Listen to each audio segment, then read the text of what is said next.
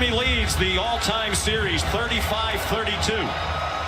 But Florida State has won the last two, including a 45-3 win in South Florida last year. Here comes Deuce Spann. Did well to get to the 20. They made contact with him well shy of that. And here comes Jordan Travis.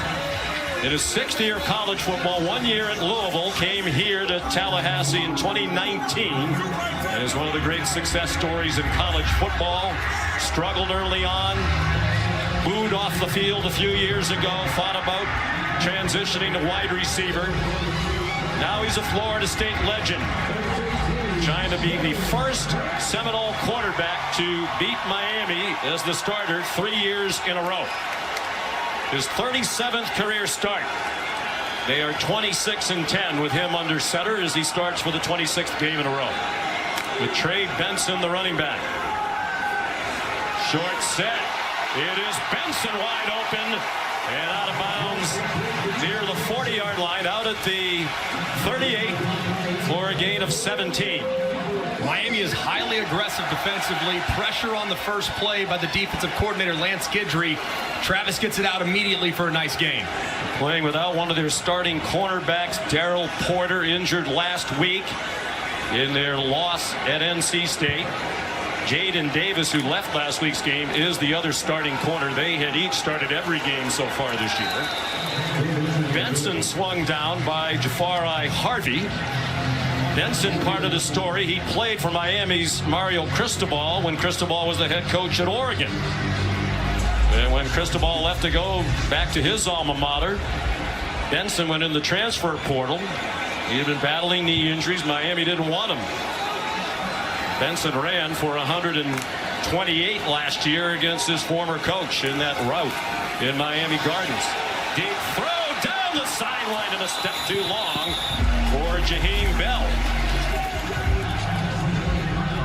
It's a good decision there by Jordan Travis, but with Bell, who's an excellent tight end, not quite the same level of top-end speed that you would see from Keon Coleman or one of those wide receivers. Got to be a little bit more air underneath it to allow him to run underneath it. And that's a big story today as well. Keon Coleman and Johnny Wilson are back in action. There's Coleman, their leading receiver. Neither one of them played last week in the win at Pittsburgh. And they struggled for a while without them. Won 24-7. First time they scored under 30-odd year. Under pressure, Travis got it off. Caught. But it does not appear to be enough for the first down. Johnny Wilson came back to the ball for a 7-yard gain. He's 2 yards short of the first down. Wesley Bissink, the linebacker, put the pressure on. And Jared Harrison Hunt here engaged with the right guard, Dimitri Manuel. They kind of get a little bit crossed up as he breaks free inside, forces Travis to his left. It was a nice throw, but not enough to convert the third down. Alex Mastromano in the punt. Xavier Restrepo back for it. He wears a different number as a punt returner. You don't want to have duplicate numbers on the field. Great bounce for Mastromano, and they're going to down it inside the 2. They have such outstanding special teams coached by John Papuchis, and it's always been a point of emphasis for head coach Mike Norvell. And a big mistake there by Restrepo. You have to field that punt as he lets it bounce it around the 12, and the progressive pylon cam will show you well done by the Seminole special teams unit to drop it inside the 2. It was A.J. Cottrell who batted it back for Coach Papuchis. They are tremendous on special teams and have been for all 4 years under this Mike Norvell staff with Papuchis, the special teams coordinator. So a tougher spot now than it even would have been for Emory Williams, the true freshman, starting from his own 2. Faked it to a fellow true freshman. He wants to launch it deep, and it's just a little bit too far for Colby Young. Well, they said he won't be fazed by it, and they have him dropping back into the end zone and launching one deep on his first throw of this game from a couple of hours away in Milton, Florida. Led them to that victory against Clemson. They came from behind. They were down 17-7 in that one. Leaned heavily on the run. They'll probably ask him to do more today. Molly said, be bold. They're going to have to. This Florida State secondary is very good, and it'll be tight coverage most of the afternoon. Mark Fletcher, the running back. He's emerged as the starter in recent weeks. The old offensive lineman Cristobal likes that straight ahead running style. He got 4. He ran for a career high 115 for Coach Cristobal last week at NC State. 5-6 head-to-head against Florida State. He was 3-1 as a player, an offensive lineman under Jimmy Johnson and Dennis Erickson. Played on a couple of national title teams back in the heyday of both of these programs. Crowd going crazy. Cristobal told his team, survive the first 5 or 6 plays in the atmosphere and you'll settle in quickly. Again, Williams in the end zone. Fires off the hands of Restrepo. Should have had it. He would have had a first down. And they were lucky it didn't get picked off by Akeem Dent. Really well protected, and the throw looked as if it was on the mark. Just a touch wide as Restrepo gave it a great effort, but nearly intercepted as it was tipped up. And Dent got a couple hands on it as well. Fortunate break there for Miami. So now Dylan Joyce, the true freshman from Australia, almost standing on the back line of the end zone. Keon Coleman at the 50-yard line. Line drive kick, and effective, and a fair catch made by Coleman. Retreating back to the 45 to audition for the Taco Bell Live Más student section of the year. Really, as early as Thursday, they were kind of pre-gaming. Oh, yeah. College Town, just down the road. Out of the pistol, Jordan Travis. With Trey Benson, the running back. And Benson patiently ahead for a 4-yard gain. They had a veteran offensive line. Left to right, Darius Washington, Casey Roddick, Maurice Smith, Dimitri Emanuel, Jeremiah Byers. A combined 198 career starts. The least experience is Washington, the left tackle, and today's his 33rd career start. Dump to the tight end, Marquiston Douglas. Very close to the first down, about a yard short. They love their tight ends. They're highly efficient when targeting the tight ends, too, with Jaheim Bell, Marquiston Douglas, and Kyle Morlock. It's 3 guys that have very different skill sets, but extremely effective in the pass game. 3rd down and 1, 4 minutes gone by.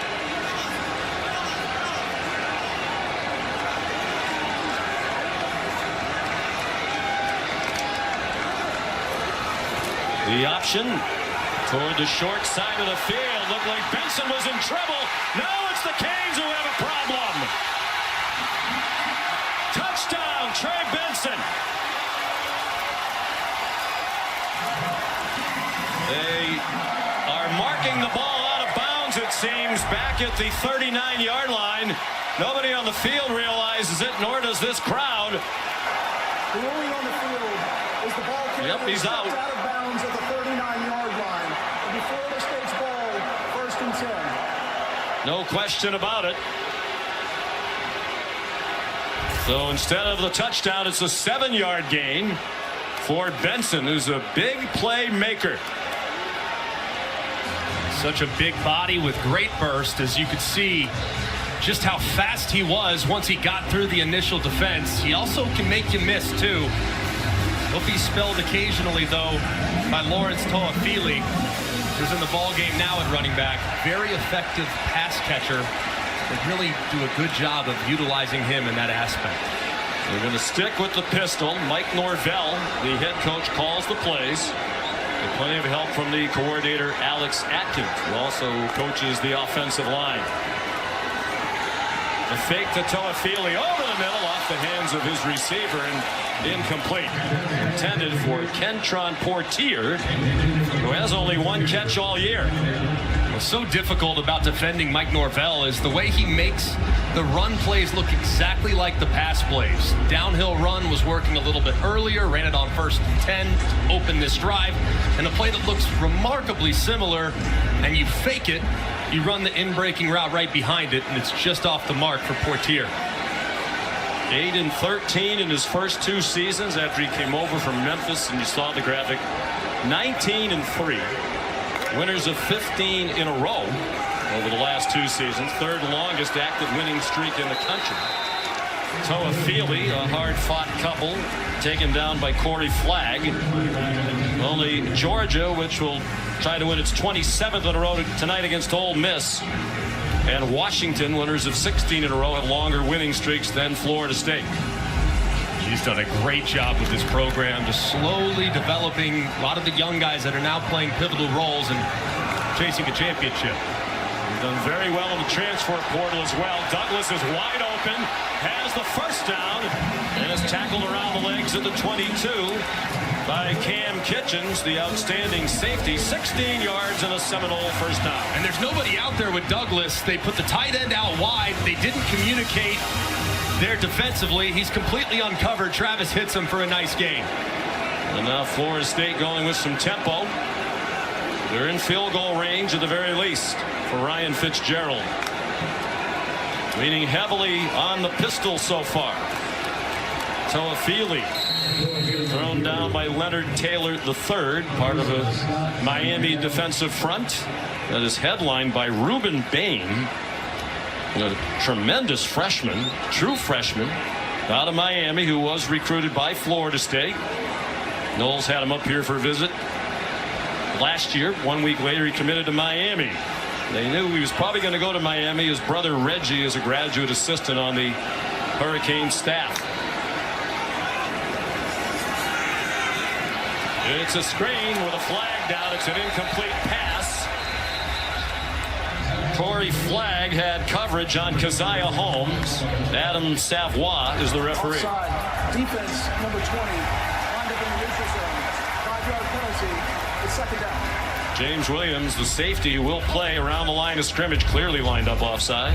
Yeah, and trying to be in press coverage, but a little bit too close there as he's unaware of where he's at in the neutral zone.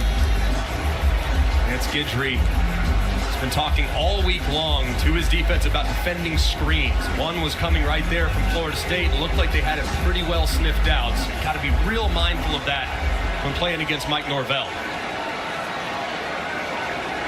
They said they spent all day Monday working on defending the wide variety of Florida State screens. Travis over the middle, caught, first down inside the 10. Jaheim Bell, the transfer from South Carolina, with a 9-yard gain. He's going to be a problem for this Miami defense. They like to play a lot of man coverage, Miami does. So against man, if I have a tight end that's a matchup nightmare, that's where I want to look as a quarterback. So it's going to be very difficult for Miami to account for Jaheim Bell all afternoon. Jeremiah Byers came off the field injured. Les Harris came in for him, so they shift Darius Washington from left tackle to right tackle. Benson.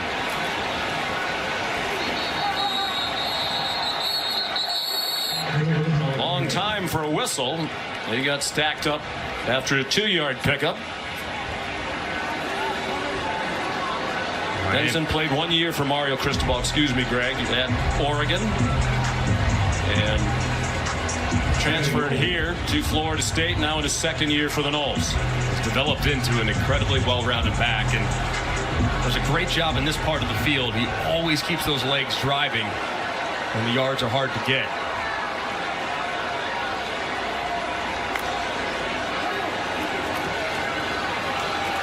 Benson up the middle to the goal line, spinning, touchdown.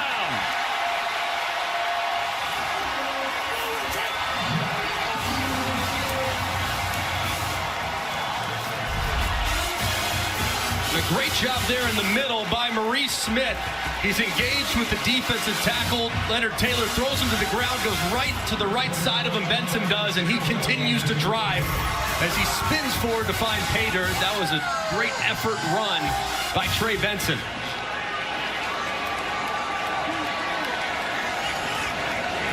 Ryan Fitzgerald for the extra point. Made all 45 this season.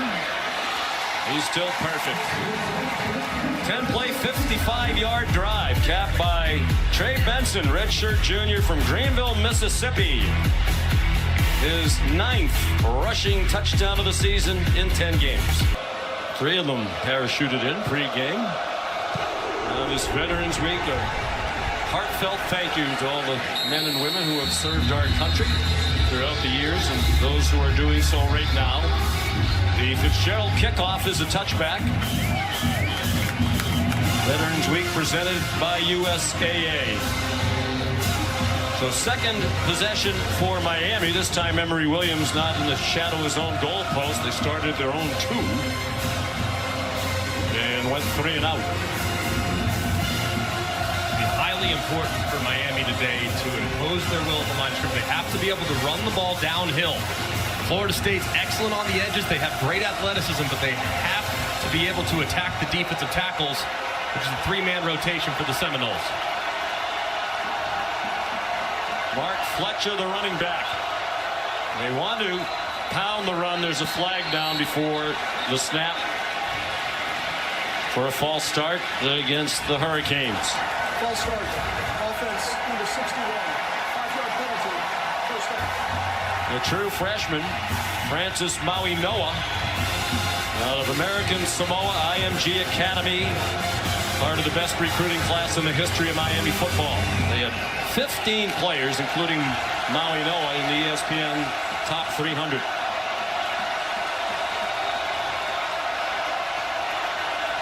Same 5 starters have opened every game on the offensive line this year for Miami. One of only 11 FBS teams to do that. Fletcher bounced outside. Fletcher, another one of those highly touted freshmen, shoved across the boundary by Renardo Green. And some woofing back and forth after an 8-yard play. That was a great job by Xavier Restrepo, too. He started on the right side of the formation. He went all the way back around to the left and got a nice block for Fletcher. Watch Restrepo pulling around. You see an undersized wide receiver get that much engagement with the corner. He missed him at the end, but had him set up if Fletcher would have broke off inside of him. Restrepo grew up in South Florida, dreaming about playing for the Canes. Ahead, Fletcher, just a little bit short of the first down. As a matter of fact, we talked to Xavier Restrepo during the week. He said, if I'm being totally honest, I came to Miami to play in this game against Florida State. A lot of disdain on both sides of this rivalry.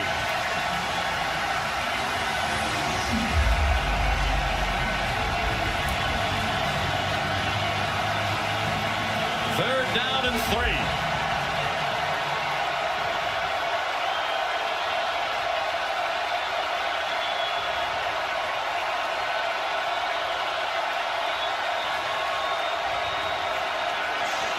Williams on target, first down, and lots of run after the catch. Jacoby George, what a nifty run.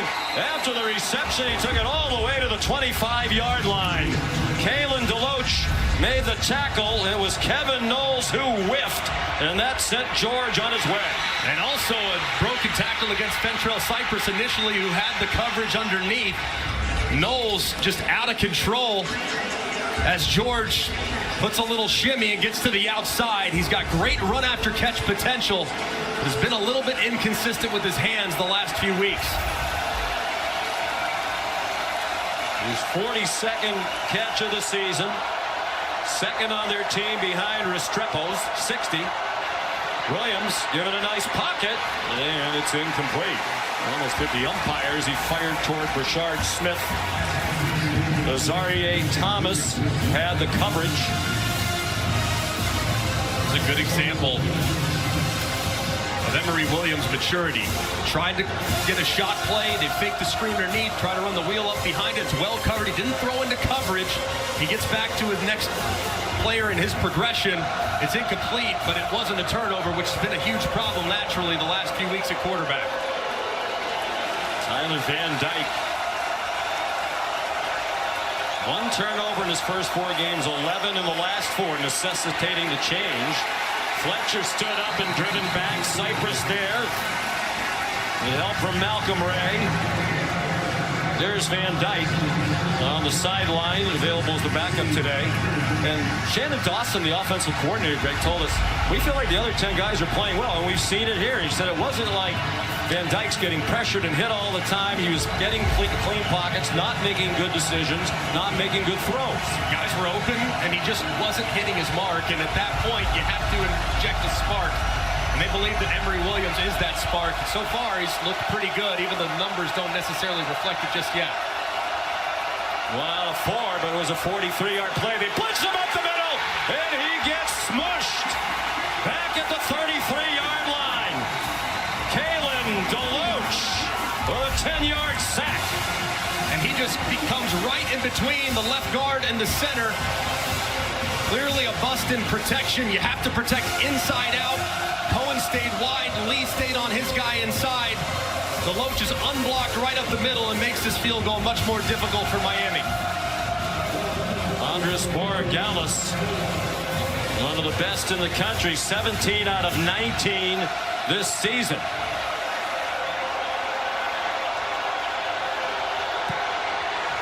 And he hooked it. There's been a few wide lefts and a lot of wide rights in this rivalry.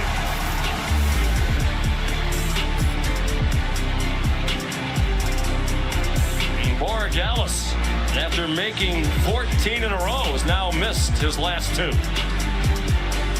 Coach talking to Hutchinson after the fact and trying to iron that out moving forward.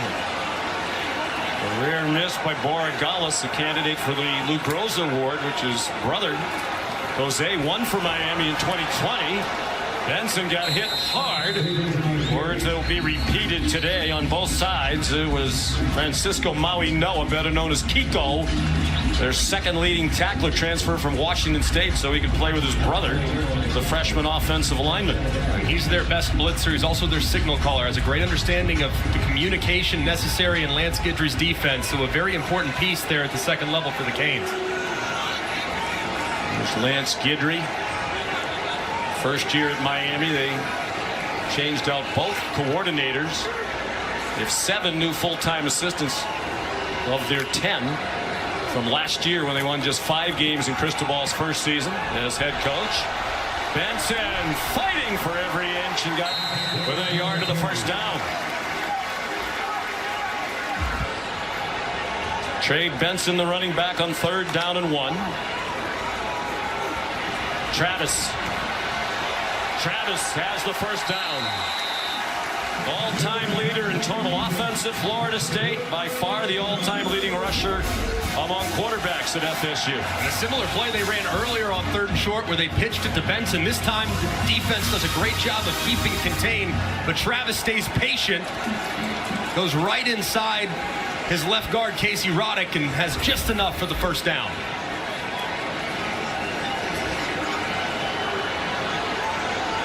Lawrence Toafili in, yet running back behind Travis.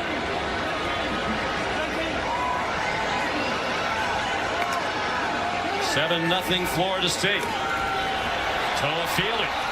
Good tackle by Maui Noah. That might have gone a lot longer. 3-yard gain. 100% right there. If Maui Noah doesn't make that play, Toafili has really nobody behind Maui Noah. So if he doesn't make that one, that was a critical shoelace tackle. Toafili, excellent number 2 running back. Redshirt junior out of St. Petersburg. Final minute of the opening quarter. Travis caught, first down. Inside the 35, Johnny Wilson, the 6'7" wide receiver with an 18-yard gain. Man, is it nice to have Johnny Wilson back. Came back a little bit for the Duke game, but left in the third quarters, missed the last 2 weeks. But he's such a physically imposing target there with a great catch radius, so it's going to be huge to continue to utilize him off play action and take a shot or two against undersized corners for Miami. Wilson did not play in the last 2 games, and Keon Coleman did not play last week at Pitt. Travis going deep for Coleman, and it's just out of his reach. Jadis Richard had the coverage. Transfer from Vanderbilt. Miami's been a little bit beat up at corner the last couple of weeks. Jaden Davis and Daryl Porter went out of the game last week. You referenced earlier, Sean, that Daryl Porter is not available today. Davis is. But it seemed like talking to Mario Cristobal and Lance Guidry, they might feel a little bit better about the younger players on their roster. Damari Brown in particular, number 6, he's a freshman. He's 6'2", and Jadis Richard, number 25, just in coverage a moment ago. He's 6'1" to go up against 6'4" Coleman and 6'7" Wilson.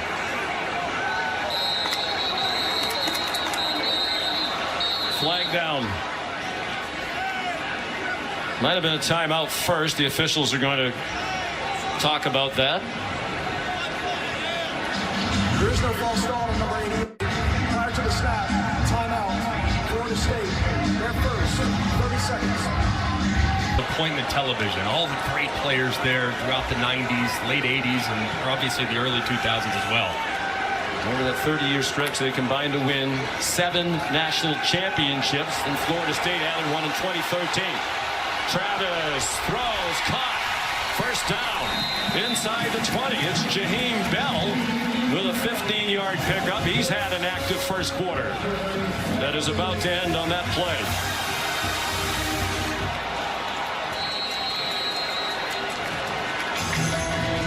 Jordan Travis, 7 out of 10 for 88 yards in the opening 15 minutes.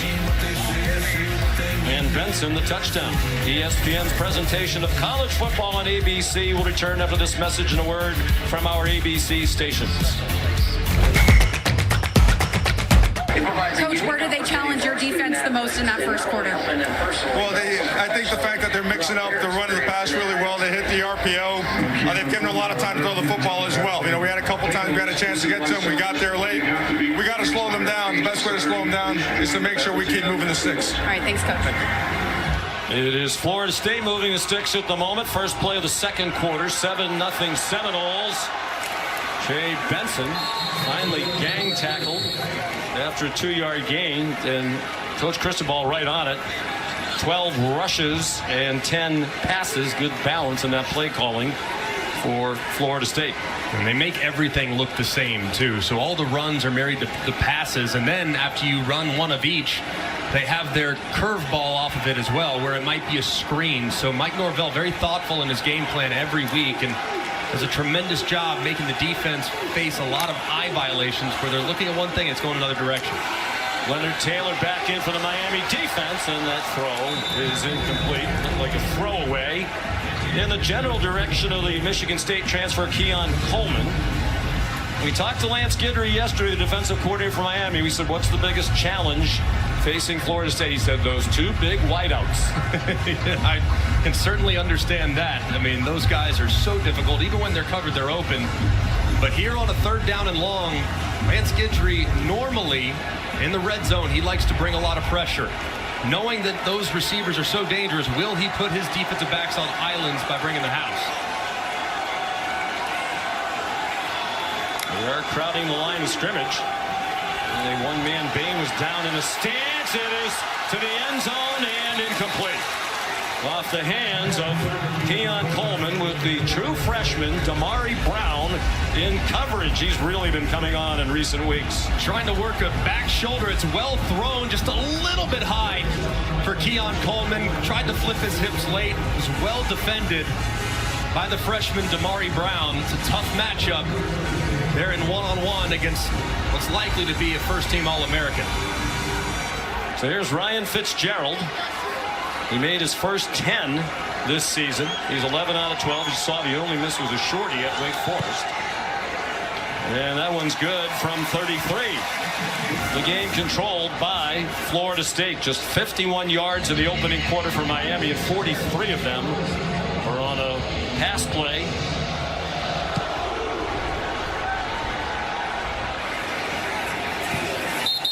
No chance for Brashard Smith to return the kickoff. Love Fitzgerald. Here's a look at today's college football playoff rankings, brought to you by Prudential. Number 1 Ohio State, number 2 Georgia in action tonight. Terrific win for Michigan. Washington in a big one out west, trying to stay undefeated. Oregon and USC tonight. Texas and TCU on ABC. Alabama winner at Kentucky. Boy, remember all that angst about your alma mater at the beginning of the year? Oh boy, it's really going downhill. They figured it out, haven't they, Sean? Yep, I think old Nick Saban knows what he's doing. Emory Williams, can they get some sustained offense? Fletcher, the pickup of 4. Molly? Well, Sean, this Veterans Day is extra special for the Williams family. His son Emory starting for Miami in front of his father, Stephen, who served in the Marines on Operation Iraqi Freedom, and he also went to Florida State. And they come from a proud military family. Both Emory's grandfathers served, and the family moved around a lot growing up. Stephen served in 19 countries on 4 continents, and as you mentioned, he's one of 7 boys ranging from 23 to 7. So for the Williams family today, about honoring the sacrifice of our veterans, but also celebrating their sons' accomplishments. Sean. They're chagrined because there was an unsportsmanlike conduct penalty against Miami, we believe, on Brashard Smith. And it was well after the whistle. As you can see the ball carriers down on the field, and oh boy, there's Brashard Smith, who kind of hits the defender, Greedy Vance, right in the head in front of the official. So wipes out a gain, and it's 2nd and 21. The Canes offense really struggling. They go to a quick screen, and it works well again. Jacoby George has been all their offense so far. He had the 43-yard catch and run in the first quarter. He has 25 here and a first down to the Miami 40. And a terrific job by the right tackle, Francis Maui-Noah, number 61. He gets a piece of the defender, and it's off to the races. A little earlier, Jacoby George broke the game open on that 3rd down conversion catch and run. That's another one there where he shows off the speed. Greedy Vance is the injured Florida State defender, backup defensive back. Have won 2-0, and some angst in Western New York. Thought the Bills were going to be better than 5-4. Mark Fletcher, a 1-yard pickup on first down. You see a shot of Renegade there. Scott Johnson, our great director. Renegade is a Broncos fan. Tying that all together. Makes so much sense. Yes, that makes perfect sense. It's next level thinking from the great Scott Johnson.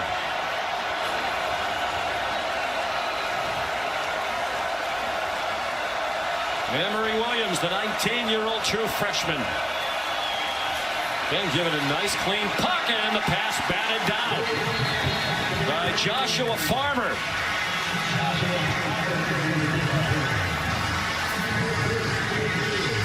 Protection's been excellent for Emory Williams so far, with the exception of the sack where they had a little bit of a bust up front as Farmer goes vertical and makes the play. This would be a spot, though, to watch those excellent defensive ends from Florida State, Jared Verse and Patrick Payton, especially on the right side, working against the freshman Maui-Noah. Payton is standout at knocking down passes at defensive end. He wears number 11. Here's Adam Fuller, the defensive coordinator.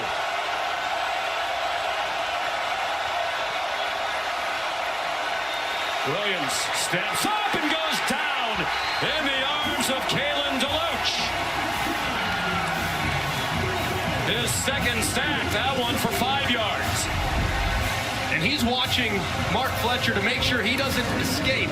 As soon as Mark Fletcher engages, though, with the defender, that frees up DeLoach to be able to close and drop Emory Williams for another 3rd down sack. 5th-year senior DeLoach, one of their team leaders, their leading tackler. Had perhaps their most important play of the year when he blasted Cade Klubnik.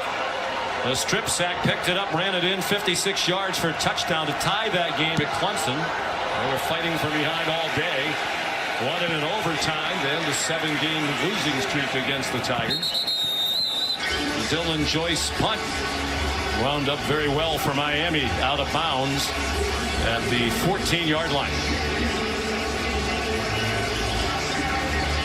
Van Dyke, an experienced player, and talking to the freshman Williams, it's so not surprising he'd be helpful. Yeah. Shannon Dawson said, it's a very close quarterback room.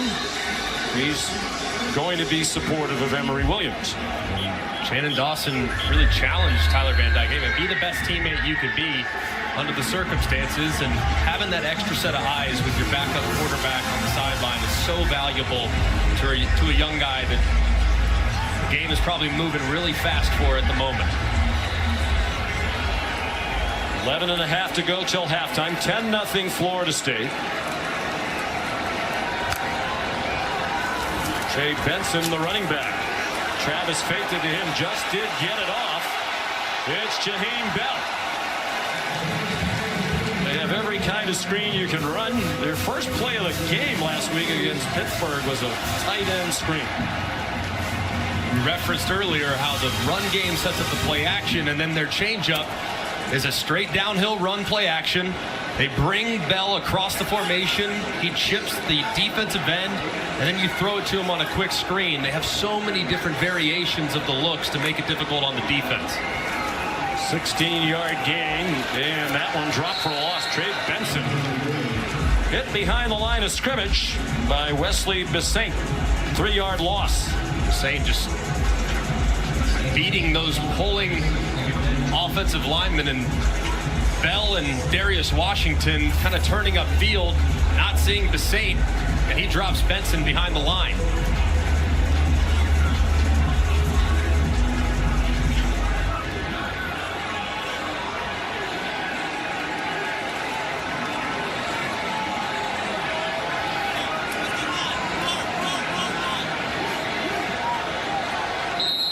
Play clock running down too long for Mike Norvell's comfort, and he uses his second timeout. Florida State, there's seconds, 30 seconds. Please reset the game clock to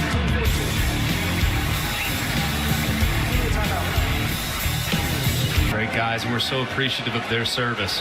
We sure are. Kurt Johnson, our official stat spotter up in the press box, also served in the U.S. Army. We thank all of them.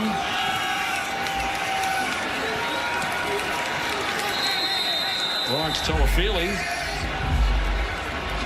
Short game. Matter of fact, it's a loss of a yard. Kigo Maui Noah, Jacob Lichtenstein in there for Miami. Under 10 minutes to go in the half. 10-0 Florida State.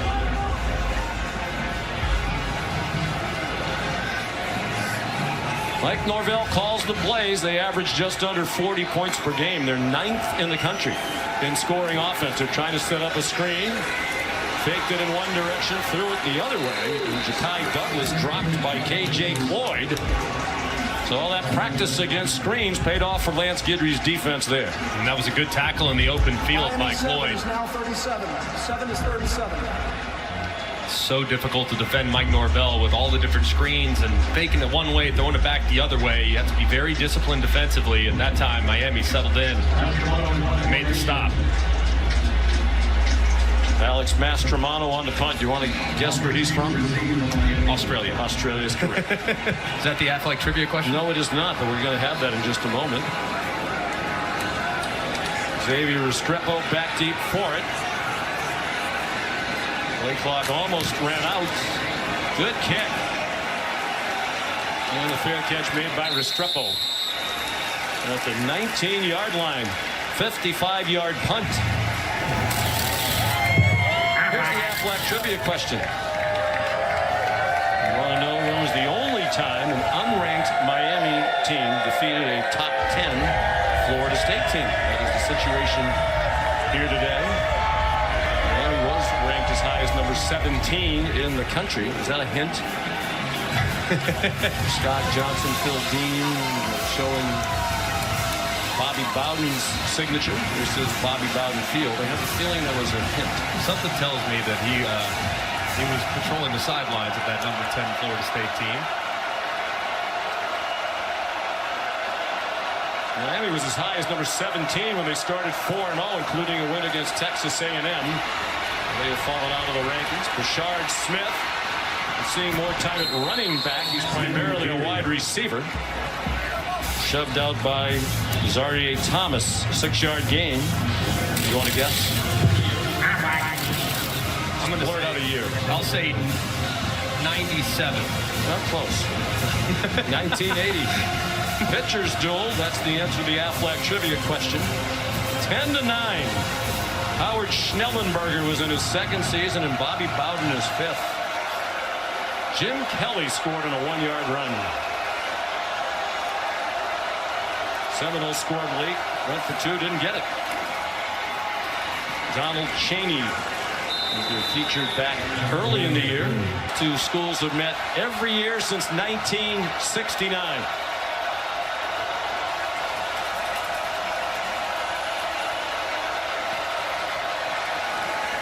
Chaney again. Weaved ahead to the 30, well short of the first down marker. They'll need 8 more. Patrick Payton made the tackle. So far, Florida State's been excellent against the run. Not a lot of room for any of these talented Miami running backs to really get going. Of course, the sack yardage will kind of affect the rushing numbers as a whole, but there just hasn't been a lot of space.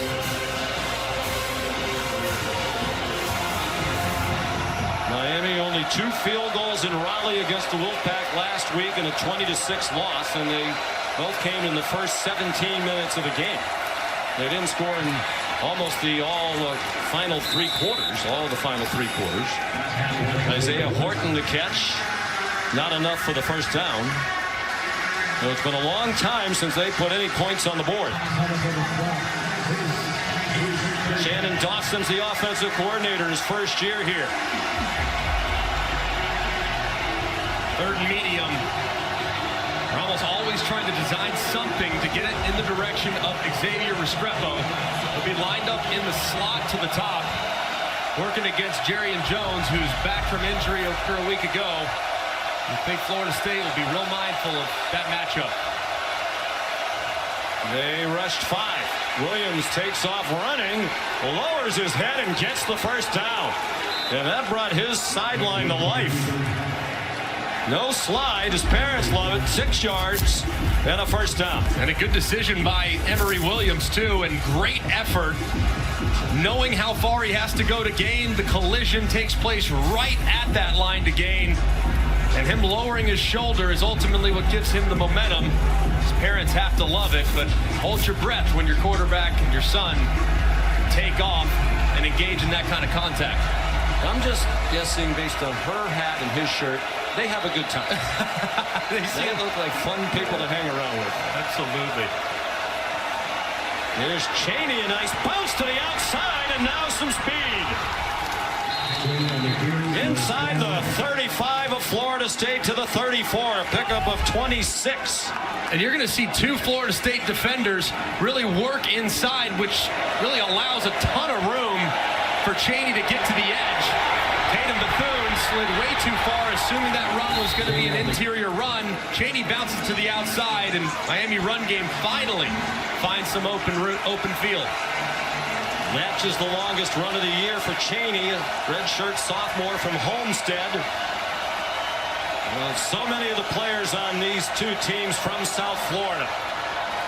Play fake Williams, throwing in a single coverage, lots of contact, and they let them hand fight with no flags. Colby Young and Azarie Thomas.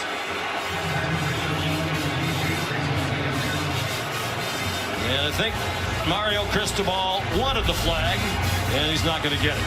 Tried to go with a stutter go, just a little stop. See if you can't get him on the double move. A ton of contact there, and the crowd reacting strongly, believing that Colby Young threw down Azarie Thomas en route to the ball. But I think that's probably a good no call with both guys grabbing onto each other. They can both commit penalties. Exactly. Basically an offsetting They both did something, so we're not going to flag either one of them. Here's Chaney again. inside the 10 and out near the 5. 29 yards on the run. That's a new long for the season for Cheney. And a perfect kick-out block by Cam McCormick. Cheney hesitates just right behind it and then gets to the edge yet again. They stick with Cheney. Of course, he was a part of the most memorable play of their season. They were off to that 4-0 start. They had Georgia Tech beat. All they had to do was take a knee. But Coach Cristobal decided not to call for that. Cheney fumbled. Georgia Tech went down the field in 4 plays in the final minute to hand Miami about as excruciating a defeat as you could have. Cheney was in tears afterwards. Mario Cristobal said he never should have been in that situation. Mark Fletcher's in now, trying to jam it off left guard, and he was stopped after a minimal gain. Gilbert Edmond, transfer from South Carolina, backup along that deep defensive front. Fabian Lovett, another backup, transfer from Mississippi State in there too. 3rd down and goal.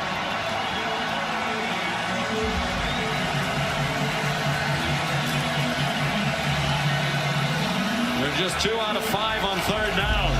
The Noles defense held Pitt to 0 for 11 on 3rd down last week. Fletcher, the true freshman, is the running back alongside the true freshman quarterback, who fires, and it is caught for a touchdown. Jacoby George.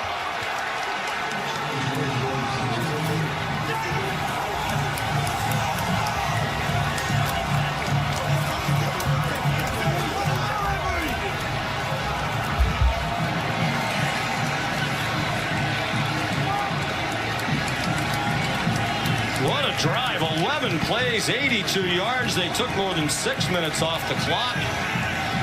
And you saw the poise and accuracy that the coaches talked about regarding Emory Williams. The extra point good by Andy Borregales. 2nd career touchdown pass for Emory Williams. He threw one in their win against Clemson, the only other game he started. George, the touchdown, the 7th of his career. We have a ball game in Tallahassee to the delight of the Williams family. Emory Williams just threw the first touchdown pass allowed by Florida State here at home this year. It's their first touchdown in a couple of weeks since they scored in overtime to beat Virginia. Florida State was the only team in the country that had not allowed a touchdown pass at home this year. Now they have. Before Booger even started his comment, I knew where he was going with it. I mean, I knew without question he was going to take a shot at me right there. That was a lock. Well, you can handle it. You're tough. National championship winning quarterback.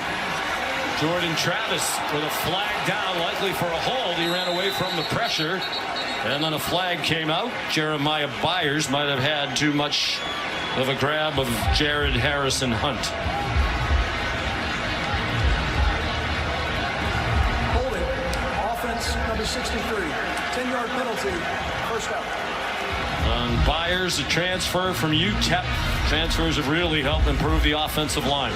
It was a good bull rush there by Harrison Hunt, just walking Byers back, and as soon as Travis starts to leave the pocket, see Byers' right hand grab the jersey, and it was called well there by the official. First penalty on Florida State. Miami has been assessed 3. Travis forced back, in trouble, and taken down in the end zone. Bissate was there. The officials are conferring. There hasn't been a signal yet, but from here it sure looked like a safety.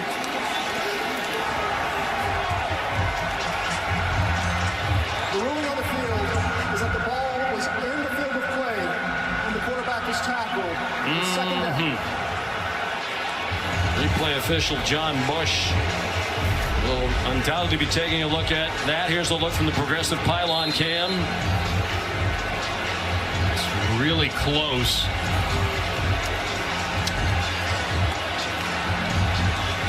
So Florida State's lining up to snap the ball. I can't believe that now the officials are going to stop it. I mean, you have to. What are you waiting for?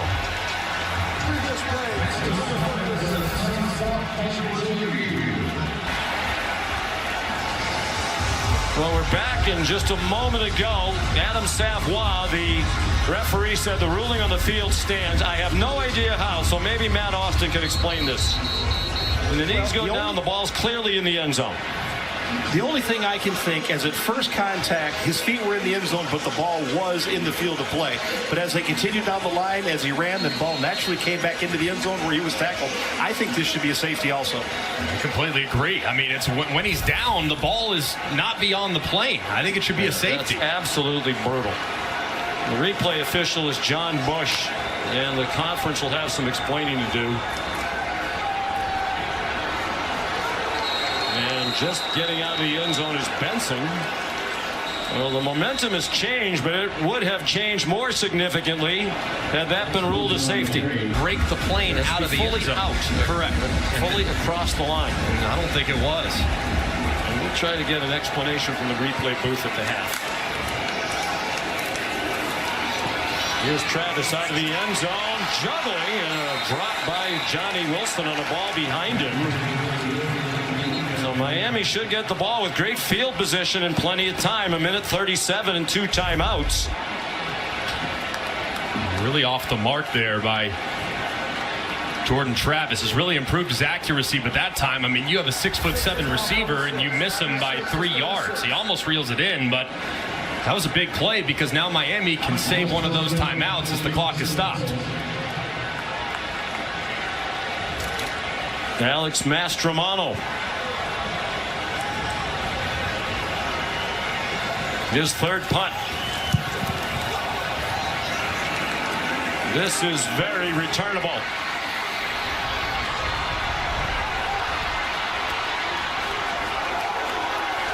And finally out of bounds across the 32-yard line. So there's a number change on the punt return. We don't know who number 36 is. They don't have one on their roster. Another one of the issues of college football that really should be addressed at some point. Duplicate numbers and guys changing numbers for particular plays. That's Corey Smith, their starting center, walking off. He's been injured off and on this season. Prior to this, Miami's average starting field position was their own 18. Their first possession of the game started at their own 2. They're at the Seminole 31. Another screen intended for George. Deflected up in the air. Incomplete. Grady Vance, the crowd thought he picked it off. And now Emory Williams wants his teammates to line up quickly. Sorry, Thomas deflected it. Probably don't want him to review that last play. That's the reason for the hustle. And they are going to review it. Ruling on the field of an incomplete pass is under further review. Well, Emory tried to get them up there fast enough.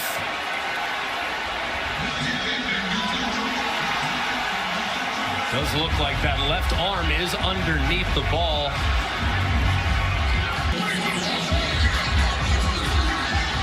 After review, the ruling on the field stands.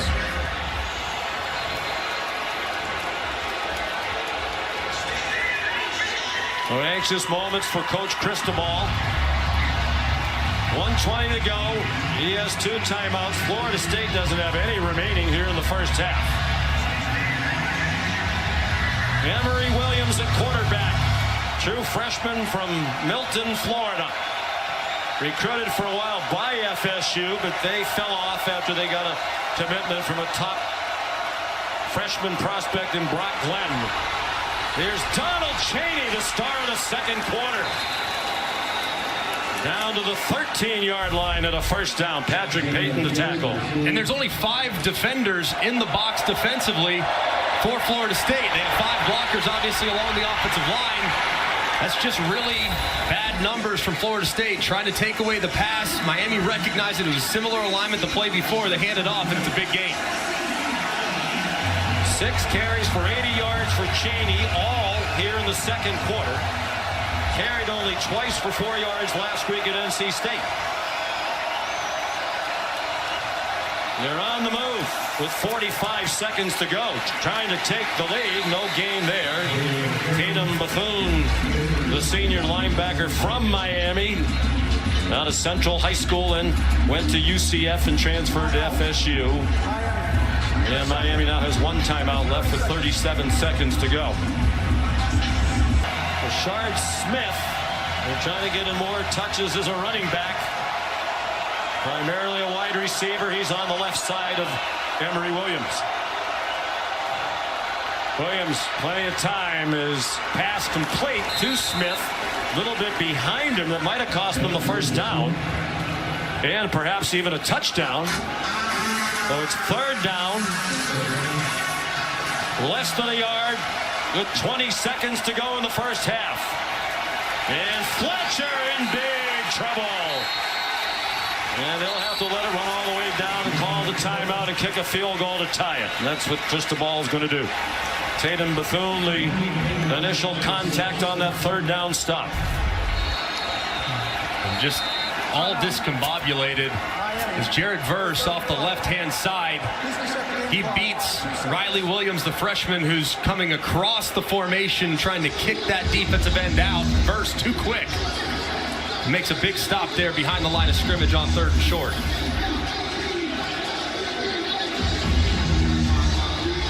So Florida State was ahead 10-0 and looked like they had it in cruise control. Miami doing very little on offense. But the game has turned.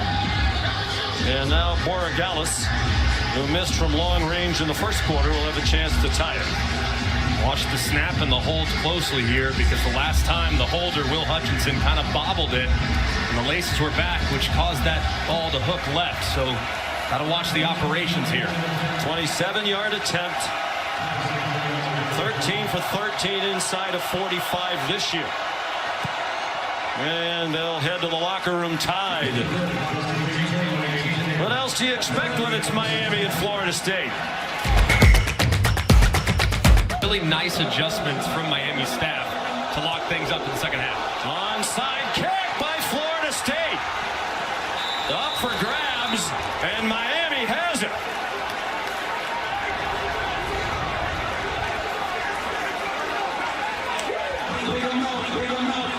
So John Papuchis, Mike Norvell trying a surprise onside to start the second half, perhaps change some momentum, and it didn't work. It was recovered by Frank Latson, a backup wide receiver. And it was a really well-placed onside kick, but how about Latson going up and high-pointing that ball? Looked like it was going to be an easy recovery initially from Florida State. Ball hangs a little too long and allows Miami to recover. A big play by Latson. Transfer from Clemson, an excellent field position for Miami. Trying to pick up where they left off in the second quarter, and they do. Mark Fletcher right through the middle of the defense for 20 yards. And a great job by the center and the right guard, Matt Lee and Inez Cooper, just driving the defensive tackle off the ball. Fletcher's able to cut right off of that to the inside. And a great opening play for the Hurricanes.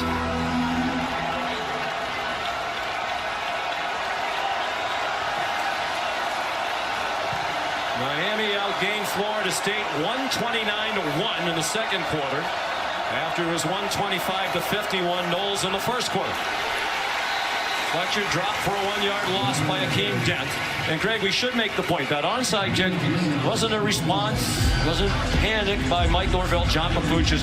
We were told yesterday they had an onside kick in that they were going to use. They thought it would work, as you said, it very nearly did. And so this wasn't, oh my gosh, we're on our heels a little bit, let's do something. They came into the game intending to use that onside kick. And it was executed well. It was just a better play by Latson to reel it in amongst a swarm of Seminole kickoff men. 2nd and 11.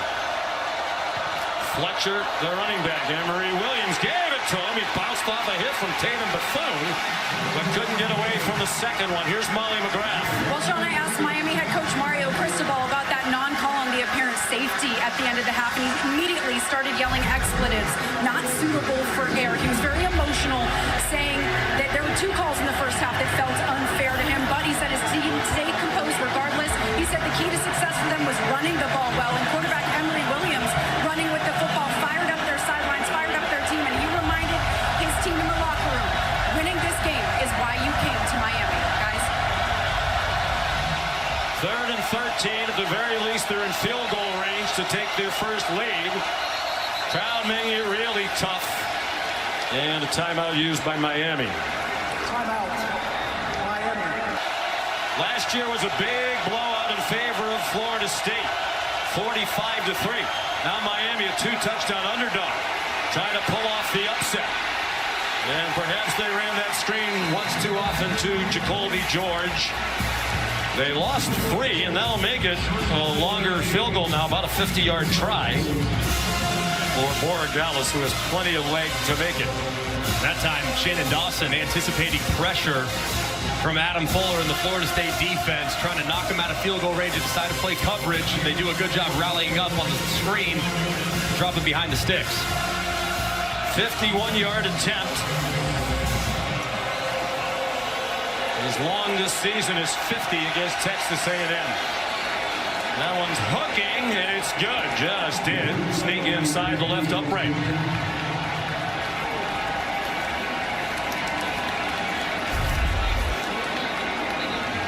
Well struck there for Borregales. As soon as it went through the uprights, he turned over to the Florida State sideline and gave him a bit of a piece of his mind. Not often when you see the kicker looking at the opposing sideline and talking a little smack. Earlier in the game against Brashard Smith, but there's no love lost between these two. And a fair catch made on the kickoff by Deuce Spann. So some anxiety in this crowd here.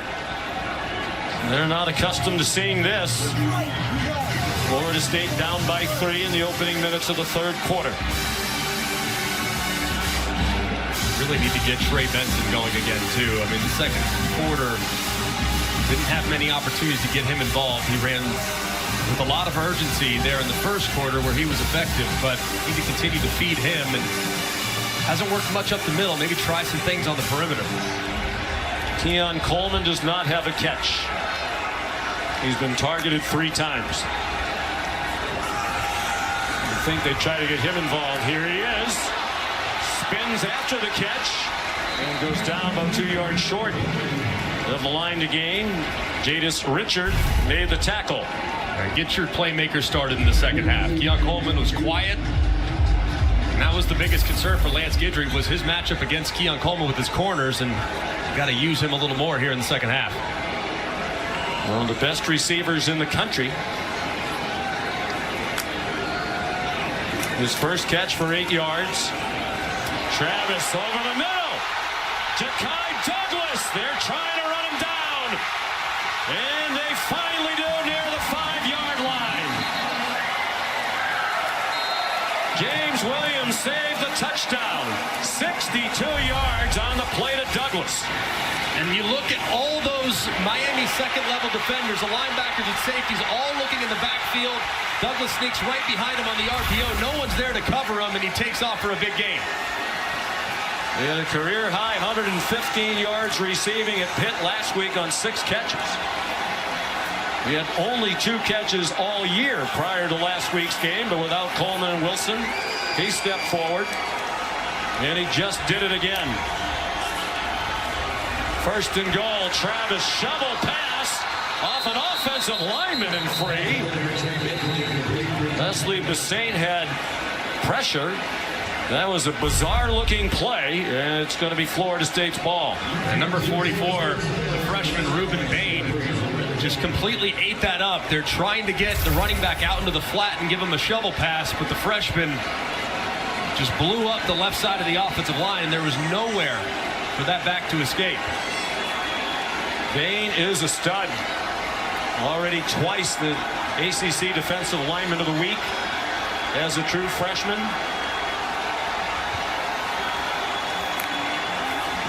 Second and goal. Here's Coleman down the sideline, stood up and driven out of bounds. Cam Kitchen said they're going to stop the train. He stopped the train and paid the price. Still down. Timeout for an injury to a defensive player. And that was a big collision. Ball thrown just a little bit behind Coleman as Kitchens delivers a big shot there on the sideline. 10.5 to go, third quarter. Thank God that wasn't as bad as it looked at the time. He's one of their best players. First team all-conference last year. It's third down and goal for Florida State. They had first and goal at the 5. One for the last 4 on third down. Morlock, the tight end, the motion man. It's a keep by Travis. He's in trouble and stacked up. For a loss of 2. Back to the 4-yard line. The stand by the Miami defense, and it'll force a field goal try by the Noles. Jaden Harris, who just came in for Kitchens, involved in the play. And a great play by Jafari Harvey, too. He hesitated, squared his shoulders, made sure that Travis pulled that ball, and the rest of the Miami defense came to the rescue. That was well defended by the edge defender. Jaden Harris, the redshirt freshman, just his 7th tackle of the year. Here's a 22-yard try for Fitzgerald to tie it. And it's 13 apiece with 9:32 to go in the third quarter. Big play by Harris. One of the talented young players. Florida State has built it back up to national prominence. Miami feels like they're on their way with the way they're recruiting. Guys like Harris. Here's a look at the All-State playoff predictor. We made our choices. This is how we think it should be right now. I haven't changed my top 4. Did you? No, mine's the same as last week as well, and mine's based on the eye test, not so much on the resume at this moment. That's kind of how I think the teams are playing. Michigan's the best, Georgia second best, Florida State 3, followed by Washington, Ohio State, and Oregon at 6. But until you knock out the champ, I'm going with the boxing thing. Hey, I knock out the 2-time champ.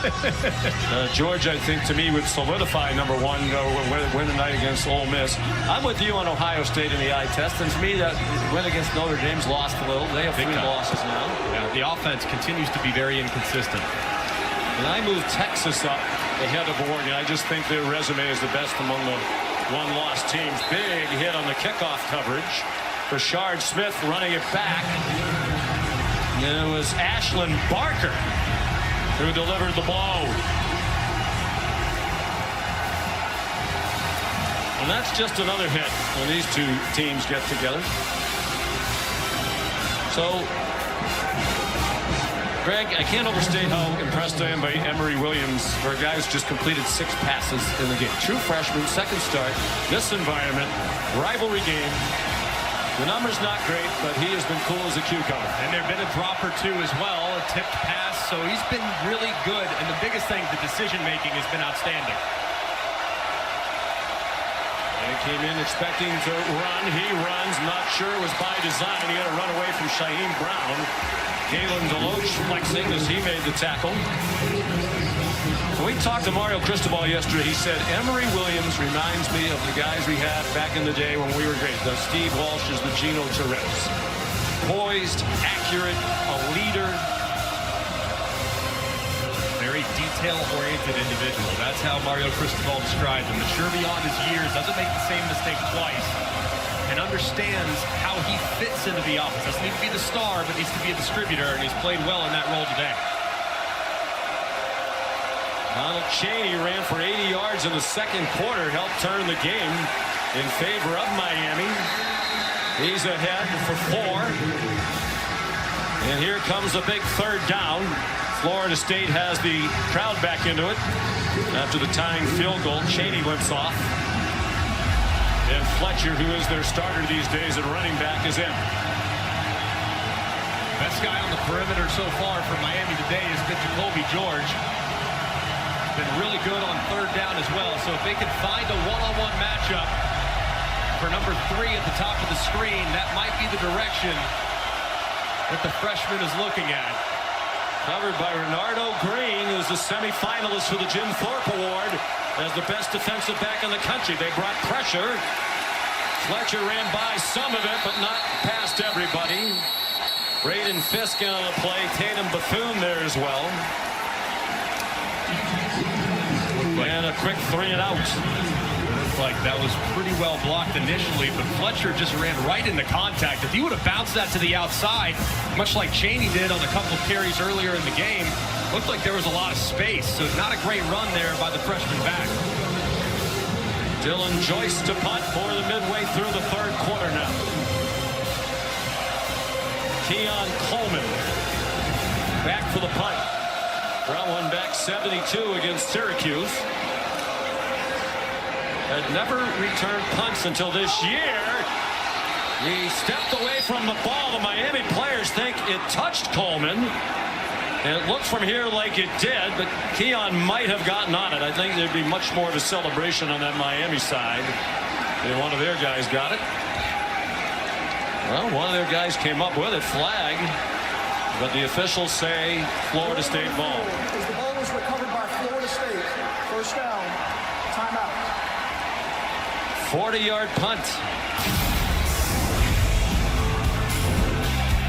We mentioned Coleman hadn't returned punts until this year. To definitely hit him, but he got back on it. They had some injuries at that position. He volunteered. He's been pretty good before now. All right, Molly, thank you. On first down, Lawrence Toafili could not break free from the tackle of K.J. Cloyd. He held it, did Cloyd, to a 1-yard run. He's a transfer from Louisville. The athletic player, and that time tackling open field, or tackling Toafili as he was breaking free. It's difficult to bring him down at an angle. That was well defended.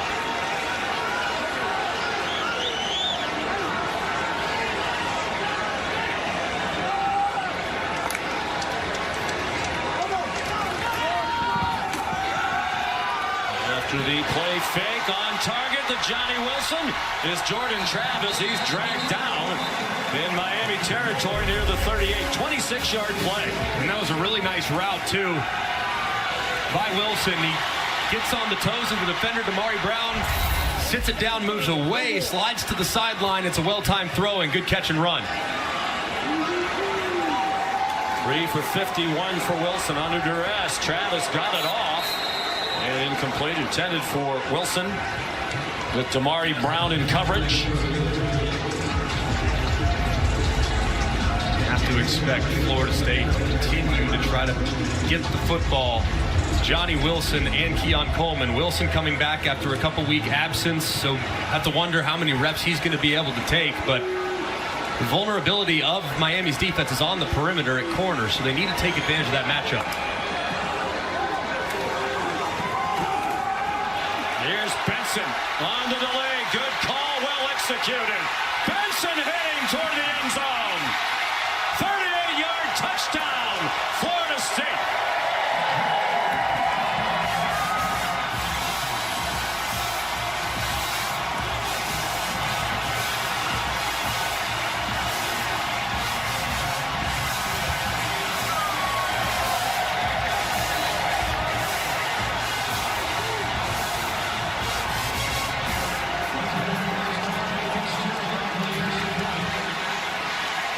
Prior to this possession, Florida State had minus 18 yards rushing since the second play of the second quarter. 38 on that one for Benson, with 27 yards all day. Prior to that run, Florida State goes back on top after the extra point by Fitzgerald. It's 20-13. And just perfectly blocked up front on the GT counter. The left guard, Casey Roddick, he kicks out the initial defender. Darius Washington fills inside. Benson breaks right off those blocks going inside out. And he takes it the distance after that. Just extremely well executed on the counter. A play that Florida State has used forever. since Mike Norvell has taken over. Haven't run it as often this year, but find success with it there on a big play by Benson. Paid for the ACC championship. Guaranteed a spot in the title game. They've already clinched it. This is their last conference game of the year. Louisville has the upper hand to be their opponent. Emory Williams and Miami with some tempers flaring over by the Cane sideline now.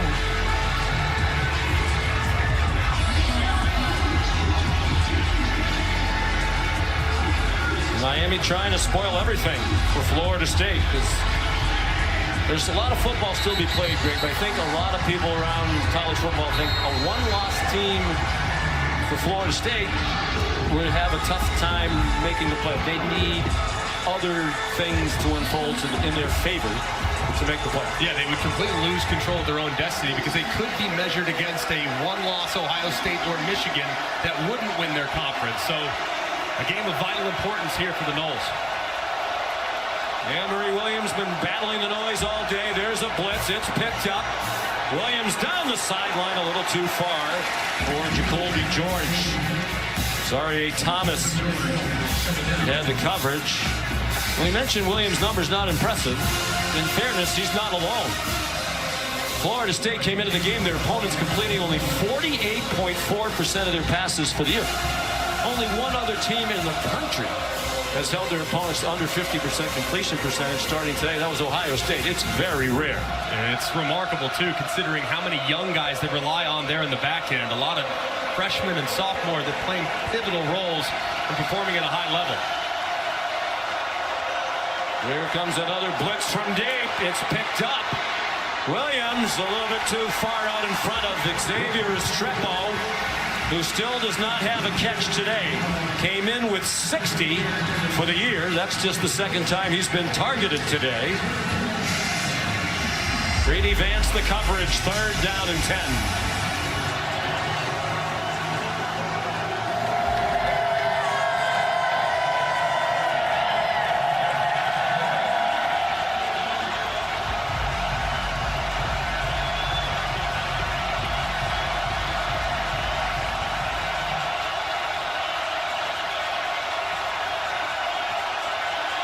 Again, they blitz right up the middle.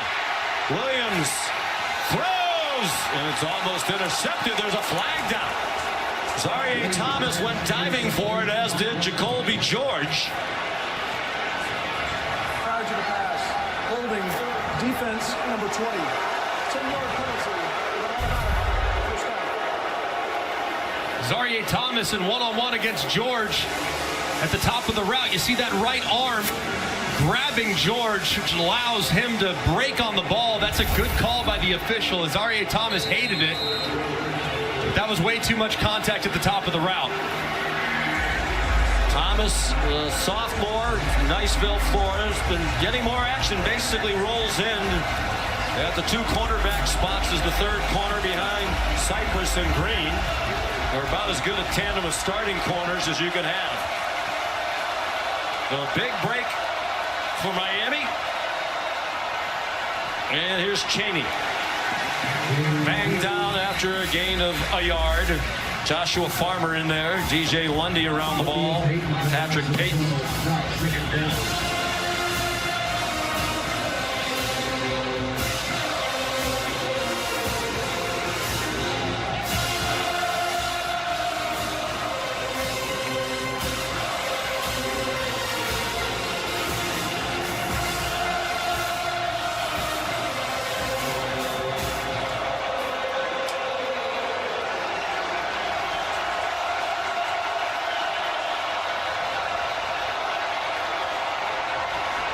Chaney did well to get across the line of scrimmage.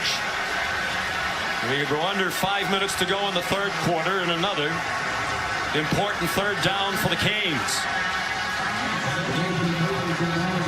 Shannon Dawson came over from Houston, where he's the offensive coordinator for Dana Holgerson. They have to involve Restrepo here. He's their go-to guy on 3rd down. Been really quiet the last couple weeks. But he's the best route runner. He's the guy that can create the most separation in man situations. So see if they can't get a target in the direction of number 7 for the Canes. 3rd down and 8. Pressure again. Williams throws it up for grabs, and it flutters incomplete. Trying to get it to Isaiah Horton. Kevin Knowles was the most important blitzer, who forced the quick lob by Emory Williams. Another all-out pressure called by Adam Fuller, the defensive coordinator. That's 2 consecutive 3rd downs. They get flagged for holding on the last one. This time, Knowles comes free off the edge. He's unblocked. Williams knows he has to beat that defender with the ball. Just can't get it out quick enough with enough velocity to drive it down the field to give his receiver a chance. Dylan Joyce to punt for the 4th time. Keon Coleman misplayed the last one.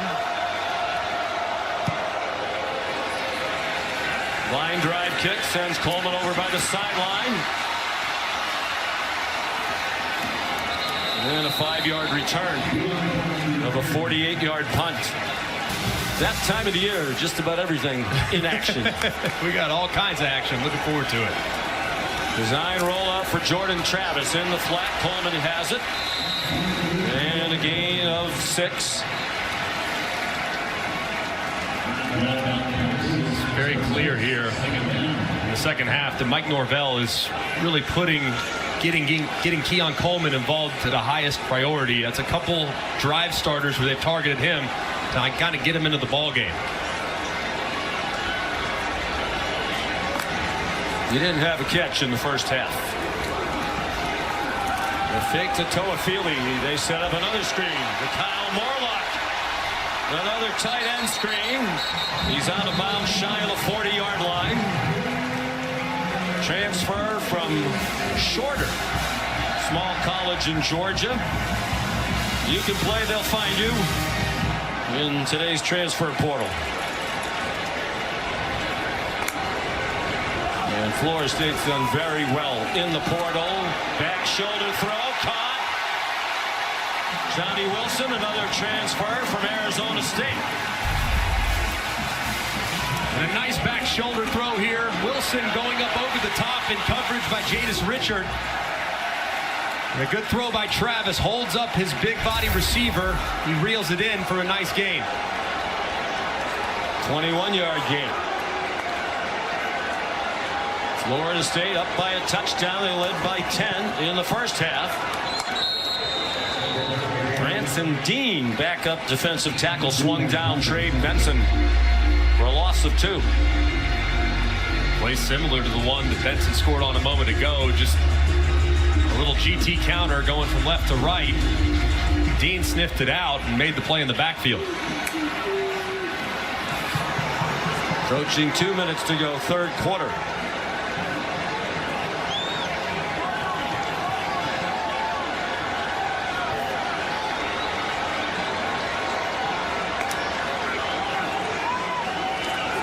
Pressure brought by Lance Guidry. Another back shoulder throw dropped by Wilson. That was put in the perfect spot. He couldn't corral it with Devontae Brown, the older of the 2 Brown brothers, in coverage. And he couldn't place the ball any better than that. It just looked like Wilson kind of lost track of the ball, got his hands up really late, and couldn't reel it in. But that was perfect ball placement there from Jordan Travis.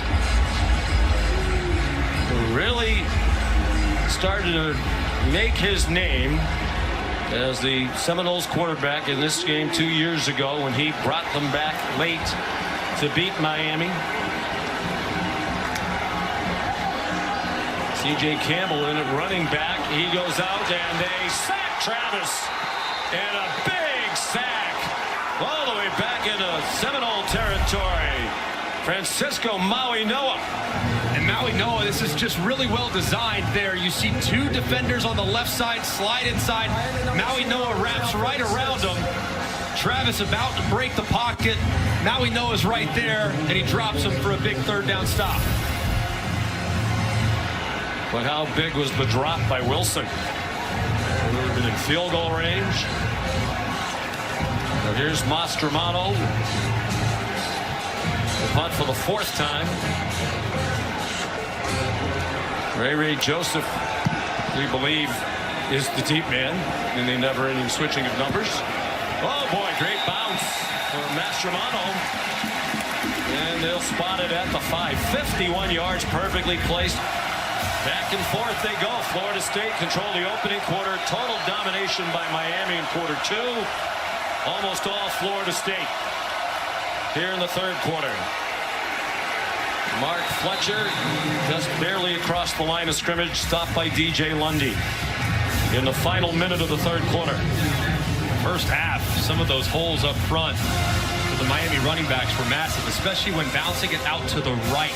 They tried to go back to that a couple times. Cheney tried to drive a go. Right there, they tried it again, and Florida State's adjusted a little bit to not allow that big backbreaker out the back door to the right side.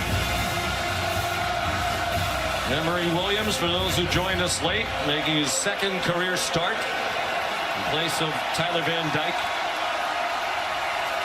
who has struggled mightily in recent weeks. Fletcher battles across the 11. Another skirmish along the far sideline.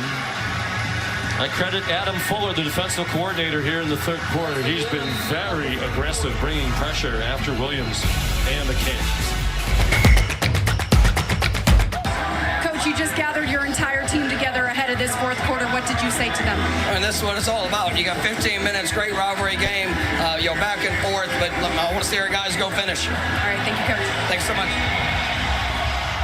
We said it yesterday when we visited. You prepare for this game for 364 days. It's the most important game they play, along with their rivalry game against Florida, which is a couple of weeks away. First play of the fourth quarter, Miami 3rd and 4, down by 7. They can't complete the quick slant to Jacoby George with Renardo Green, the cover man, and they'll punt.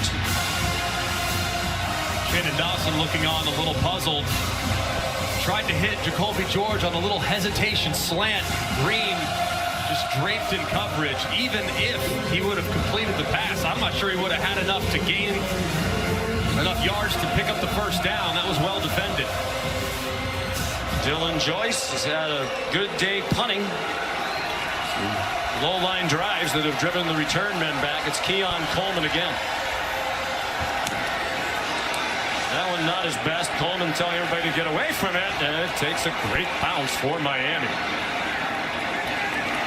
They touched it. The officials have spotted it around the 29, even though it rolled all the way down to the 16. Here's a look at today's hardest working player, brought to you by Duluth Trading Company. And it's Trey Benson. First play of the game. Pressure called by Miami. He's the outlet. Gets a nice completion early. A little later in the first quarter, Benson driving his way into the end zone for his first touchdown. And then perfectly executed up front by the Seminole offensive line. A little counter play. He breaks it to the right, then crosses field back to the left to find pay dirt for the second time. He's been terrific playing against his former coach, Mario Cristobal. 2 touchdowns for Benson. Here comes yet another screen, and they blew it up with the pressure. He tried to get it off to Keon Coleman. It was KJ Cloy, the linebacker. Well, these two teams coming at each other on defense. Man, and this was a pretty low hit, too. As you can see, Jordan Travis trying to kind of jump over Cloyd, who was applying the pressure. Got his foot kind of caught up on Cloyd's shoulder pad and landed a little awkwardly. He jumped. That's why it's not a foul. Matt Austin tells us.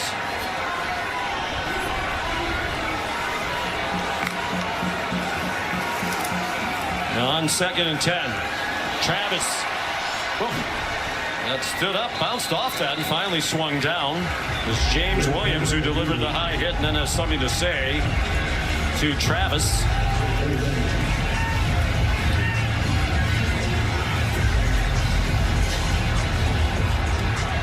Williams, veteran safety, junior from Fort Lauderdale. Part of that excellent safety tandem with Kinchins. They're also best friends. Well, an important third down now, a minute into the fourth quarter for Florida State on 3rd and 6. The previous play is under further review for a potential targeting foul. After further review, there is no foul for targeting. Well, Jordan Travis waved goodbye to James Williams, but he's still in the game. We'll ask Matt Austin about it in a moment, but here comes 3rd down and 6. Florida State, early moments of the 4th quarter. Leading by 7. The pass is incomplete for Toafili. Matt, what'd you think on that targeting, no targeting? Well, I'm a little surprised they didn't call targeting because the defender lowered his head. Looked like he hit the crown of the helmet right on the tip of the face mask. Then it turned the quarterback's head sideways. I think this is targeting. I agree, Matt. I mean, it looked like the crown of the helmet. That's what initiates the contact. That should have been targeting. It's as simple as that. That's another missed call. I don't understand it. Florida State has dropped 5 passes today. Mastromano angling for the far sideline. Effectively so again. They'll spot it at the 16. And in the interest of full disclosure, we had the controversy about the safety, the non-safety. Mario Cristobal irate at the half when he talked to Molly McGrath, and understandably so. I think everybody you and I have corresponded with who knows anything about football thought it was a safety, except the officials in the replay booth. We asked for an explanation from the replay booth at the half. We were told they were going to come to our booth to offer an explanation. They did not. We just called the replay booth to ask for an explanation about the targeting, no targeting, no response.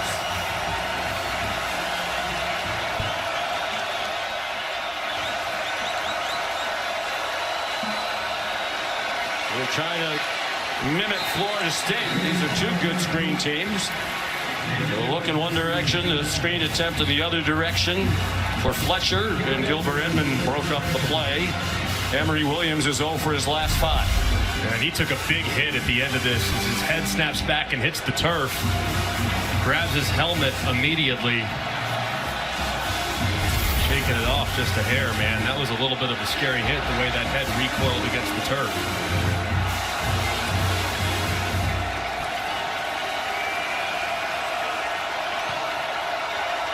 He's 6 for 17 for 81 yards passing.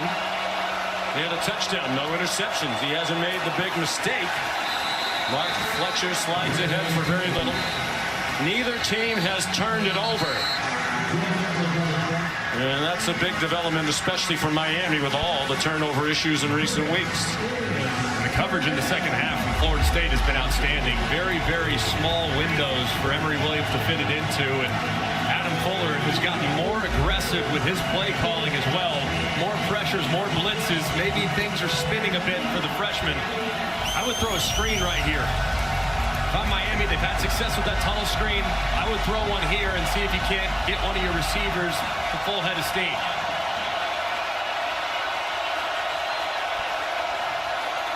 Fuller brings pressure again. Williams behind Restrepo, who is open right around the line to gain. He was open too. Restrepo working in man coverage against Jerry Jones. Ball is thrown off target, probably because of the hit that Williams took from Jared Verse. Couldn't really drive through the throw. Kind of steered it in there, and it was off target. Wonder if the accumulation of the pressure is having its effect on Emory Williams. 3rd straight 3 and out for Miami. 4th of the game. Good punt by Joyce Coleman. Made the first few miss. Keon Coleman. The punter awakes. And took him down. Dylan Joyce saved the touchdown.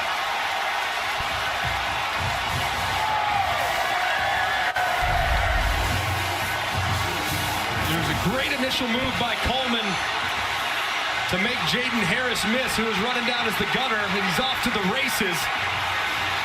Pretty good job there by the punter, Dylan Joyce, to kind of force him back inside, but Keon Coleman at 6'4", so shifty.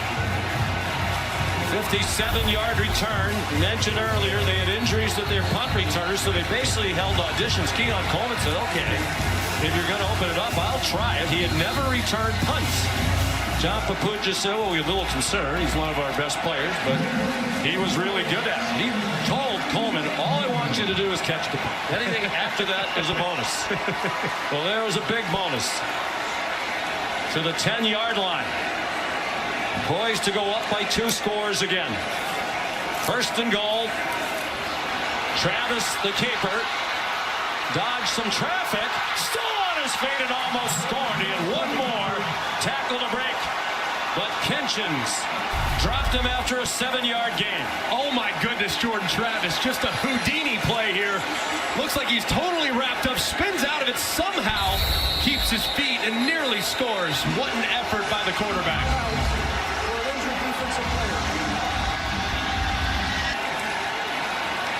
They've outgained Miami in this half 171-28. Travis, the fade, Coleman, flag thrown. He was being held by Devontae Brown.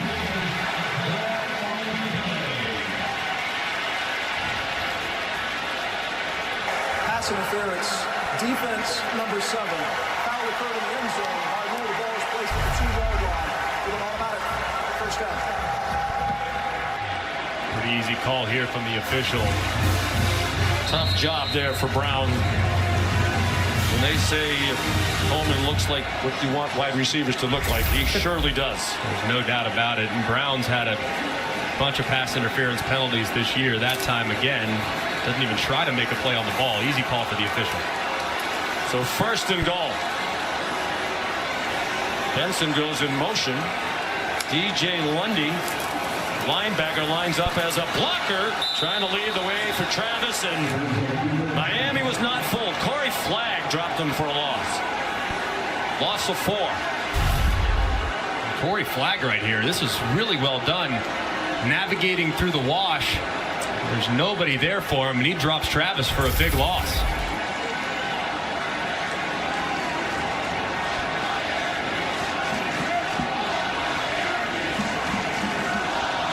Florida State, no hurry now.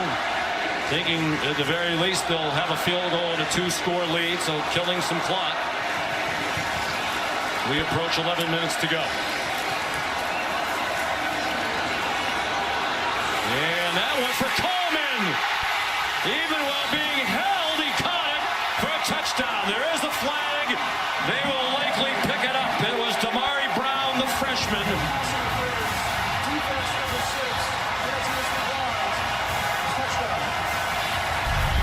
There are few players in college football better than Keon Coleman when the ball is in the air. Contested catches are his specialty.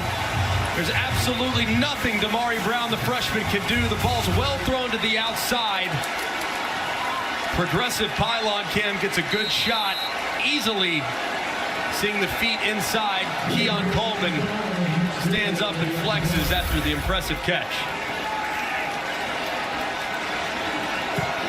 Extra point, good. A lot of those people you saw have been on this crew for 25 years because of Scott Johnson, a man of remarkable goodness and character, and that came from the example of his parents, Carmen and Paul, now reunited. Mr. Johnson patiently waiting for a couple of years for Carmen to reap her eternal reward for a life beautifully lived.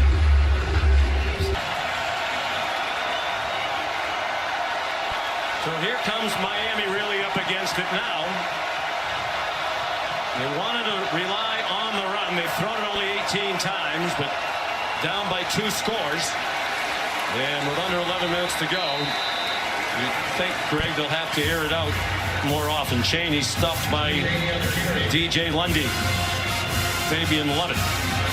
Emory Williams at his first start, he was able to rally Miami from behind, down 10 to Clemson in the 4th quarter a few weeks back. So he's been in this position before, but the offense has been stagnant here in the second half. Haven't been able to run the ball, and the separation by the receivers has been really, really poor.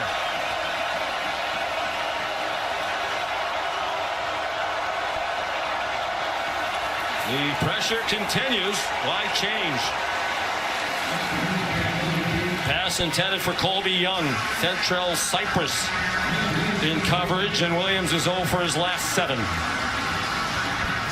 some point, they got to try something downfield. I mean, they have thrown everything within 10 yards of the line of scrimmage, and these Florida State corners and safeties are just squatting on everything. So they got to try something downfield to soften them up just a bit.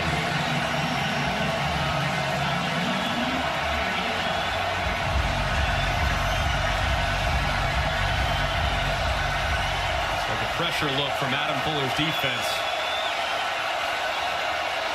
And they just did snap it. And that one hits the umpire. Trying to get it to Isaiah Horton. And it hit Johnny Forte. Unfortunate here for Emory Williams because he did have Colby Young open, but it looked like the ball was going to be low anyways. Late on the play clock, getting it snapped just in time. Excuse me, he was targeting Isaiah Horton. Looked like that ball was going to bounce anyways. Just not very accurate here in the second half. So it's Coleman back deep. He has taken over the game here in the second half. To 3 in the fourth.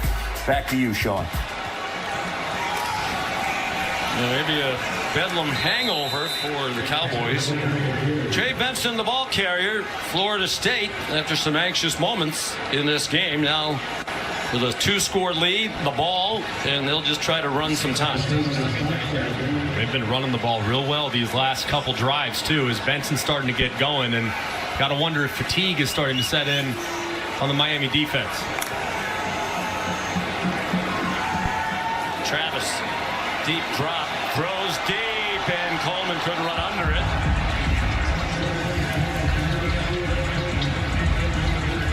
Coleman was going to break open, but he was working on a deep V back to the high left pylon. So the aim point for the quarterback has to be up the field, and he kind of threw it up the field, but it looked like there initially it was Devontae Brown where he kind of grabbed the left shoulder of Coleman, might have altered the route just a little bit.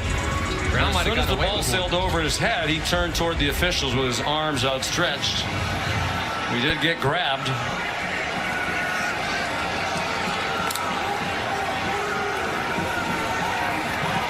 Out in the flat. Ja'Kai Douglas. Banged down by Kinchins. 6-yard gain. Miami's secondaries played most of the day without Jaden Davis, one starting corner. He's been in and out, but mostly out. Darryl Porter, the other starting corner, has not played at all.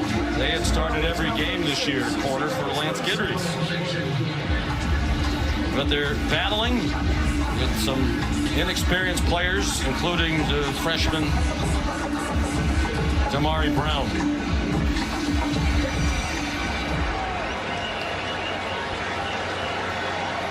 6th punt for Mastromano. What a day he's had, averaging 51. Both punters have been excellent. This one's another good one. Ray Joseph, the fair catch at the 20. They had a lot of problems of late. They made the switch to Williams. He's 1 for 9 this half. And a lot of movement along the lines, and they stop it. Ball start. Offense number 61. 5-yard penalty. First down. CeCe Mauinoa, the true freshman. Right tackle, that's Alex Mirabal, the offensive line coach, alongside Mario Cristobal. Relatively clean game between those two programs. Mauinoa that time sensing pressure and flinching just before the snap.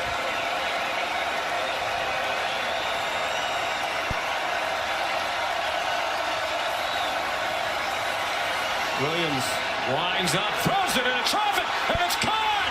It got through 2 defenders to Jacoby George. All the way, touchdown! 85 yards and no flags. How did this ball get through 2 defenders? Jacoby George, I don't know how he saw the ball that was perfectly covered initially, yet a safety over the top. And somehow, Jacoby George able to put his hands out, reel it in, and there's no one between him and the end zone. How about the concentration from George, and he's off to the races. That was an incredible throw and catch by Miami. And a huge day for George. Williams had 81 passing yards all day. He had 85 on that play. His parents love it. Melissa and Stephen. North Carolina loses. Louisville will clinch the second spot and play Florida State in the ACC championship game in Charlotte. It's a touchback, and it's a one-touchdown game.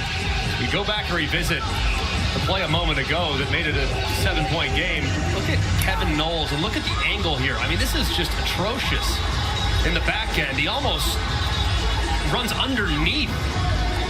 We didn't play the ball or George make a tackle. I mean, just like he was trying to get out of the way. I don't understand what he's doing. You got to stay over the top. I mean, it's cover 2 man. That guy's in man coverage. You got to stay deeper than the deepest. And he went underneath it for whatever reason. I don't know what he saw that would lead for him to do that, but that's a big mistake there by Kevin Knowles. Game pressure back on Florida State. They've gone silent on offense. 19 yards on their 10 plays in this quarter. Benson escaped with a stiff arm.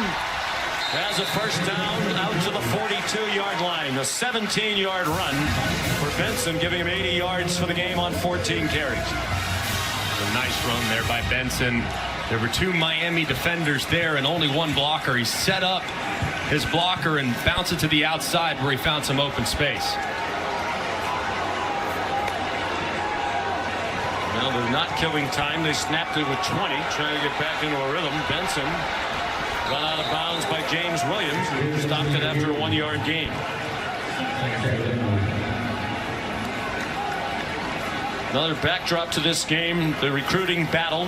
Mike Norvell told us yesterday they have 112 recruits here, many of them among the top recruits in the country, a lot of them from the state of Florida, and many of them who will decide between these 2 schools. So the winning and losing may not be a huge factor in it, but recruits these days care a lot about style of play. Travis throws, caught. Wilson first down. Marty Brown in coverage on the Cane sideline. They thought Wilson pushed off. And this has been something that's been there all game long. Working against Brown, the freshman. The top of the route, maybe a slight shove, but didn't seem too significant to be able to create that separation. I'm good with the no call there. It's an example of the style of play. Both coaching staff said when you're recruiting the top cornerbacks, they want to watch you play a lot of press man coverage.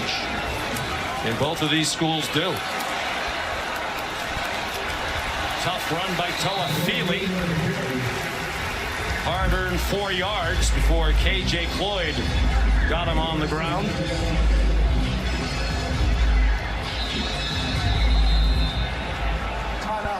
It's Leonard Taylor down again. He was down earlier in the game.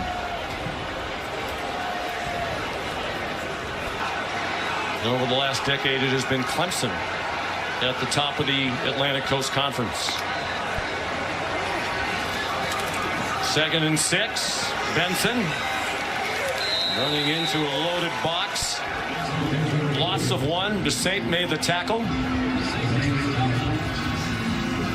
Big 3rd down here for Lance Guidry's defense. Field position, of course, but the clock, especially with the new clock rules that have been adopted this year, you get under 5, that time starts to really evaporate before your eyes. So massive down here for the Canes. Florida State is go for its last 7 on 3rd down. Something like pressure from Guidry. You're looking at Johnny Wilson one-on-one at the top. And under duress and swung down Travis. 3rd sack for Miami. Guidry brought the pressure and his defense delivered. Maui Noah the sack. And the offensive line's just completely overloaded as Maui Noah just splits right between the left guard and the center. Mo Smith tries to get back and get a piece of him, but Maui Noah just way too quick through the hole. And a massive stop for Lance Guidry's defense. First-year defensive coordinator came over from Marshall. One of the colorful characters in college coaching, a Cajun from Welsh, Louisiana. Distant relative of the Louisiana Lightning, Ron Guidry. Mastromando's punt and a fair catch. For 166. Obviously some big plays in the passing game on just 7 completions. That is thrown away. Should have been intercepted. Right at Greedy Vance Jr. And Williams lucky to get away with that. Still not a turnover in this game. It might have gotten tipped by Patrick Payton, who's applying pressure, gets that hand up at 6'5", gets a piece of it, and Greedy Vance almost reels it in for the interception. Great play there by Patrick Payton on the edge. He has 7 pass breakups this year. That is the most in the ACC among non-defensive backs. He does a great job of getting his hands up and batting down balls. 2nd and 10. Williams checks it down short. Rashard Smith right within a yard to the first down marker. It'll be 3rd down and 1 after a 9-yard play.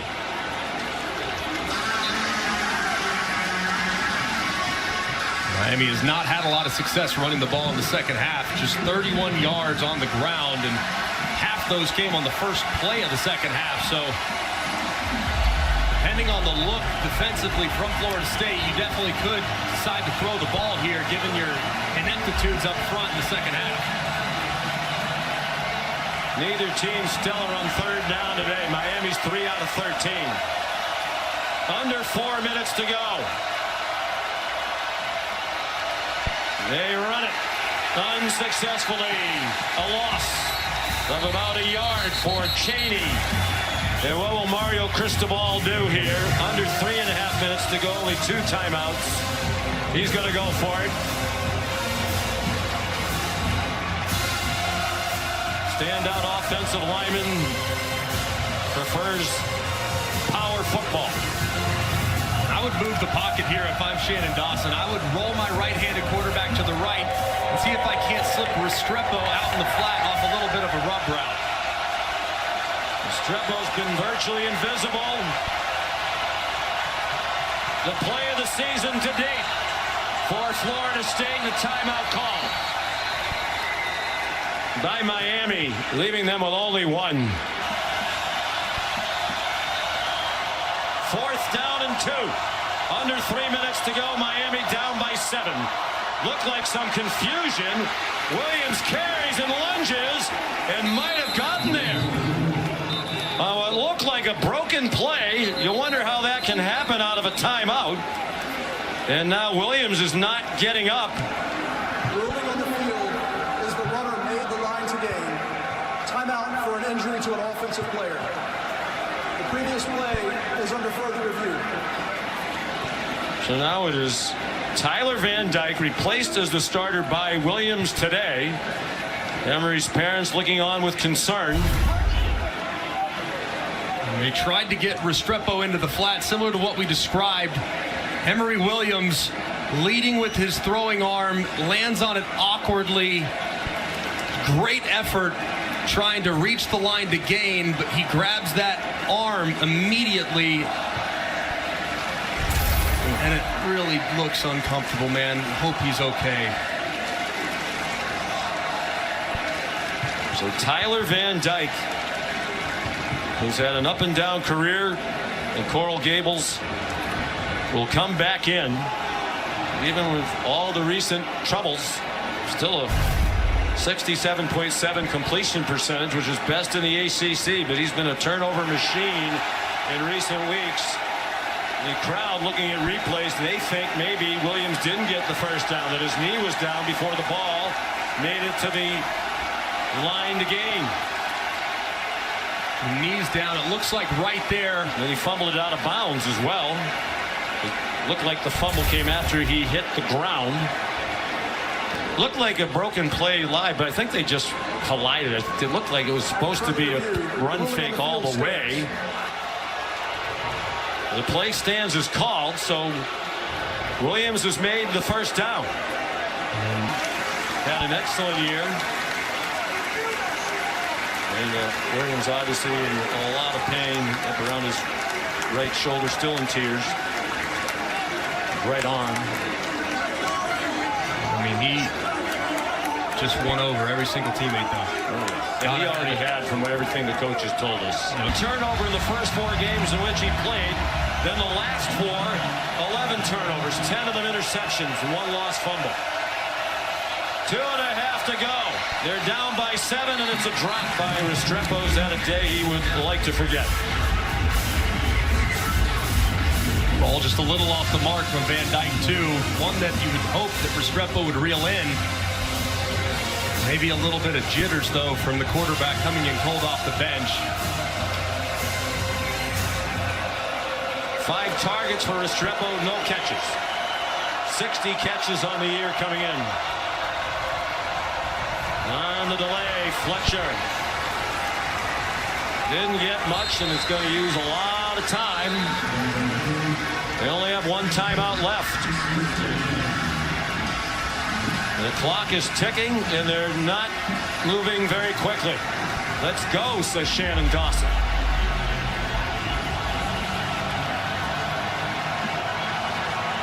Third down and 7. 2 minutes to go. Florida State trying to go to 10-0 and stay on track for a berth in the college football playoff. Adam Fuller showing pressure and the dancing around, forced a false start. False start. Offense number 61. 5-yard penalty. Third down. Francis Mauinoa, better known as CC in the Miami football program. 3rd Miami false start.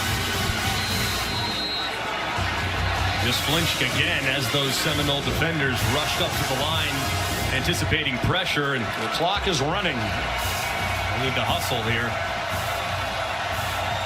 No urgency from Van Dyke, who's been in these situations before. You have to go 80 yards. You have a minute and a half to do it and only 1 timeout. They snapped it at 3 on the play clock.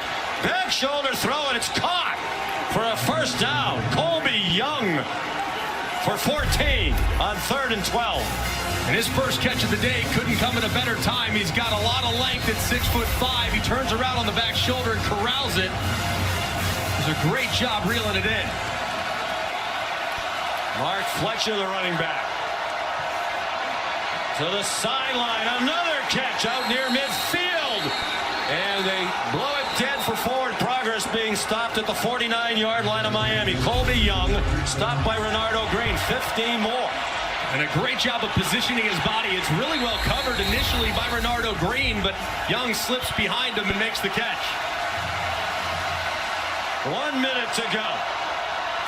And that pass knocked down by Jared Verse. A terrific defensive end. One of the 12 semifinalists for the Lombardi Award as the top offensive or defensive lineman in the country. Sack numbers have been down for Verse this year, but this is where you make your money as a defensive end at the next level. You can end the game by dropping the quarterback, so keep an eye on number 5, Jared Verse, and Patrick Payton on the other side, number 11.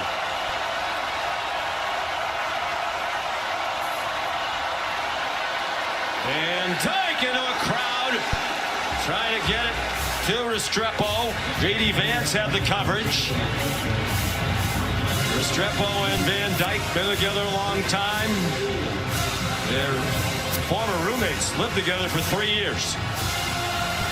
They couldn't connect on the completion there. 3rd down and 10.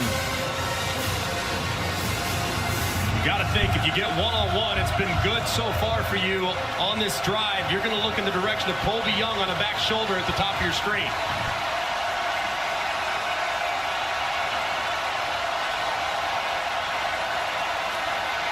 And Dyke, there it is again. The back shoulder they knew was coming. And Renardo Green broke it up. So here's the ball game right here. 4th down and 10.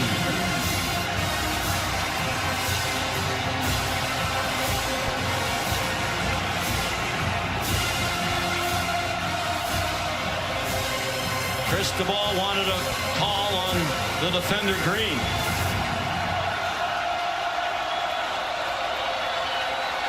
And now a timeout call by Florida State.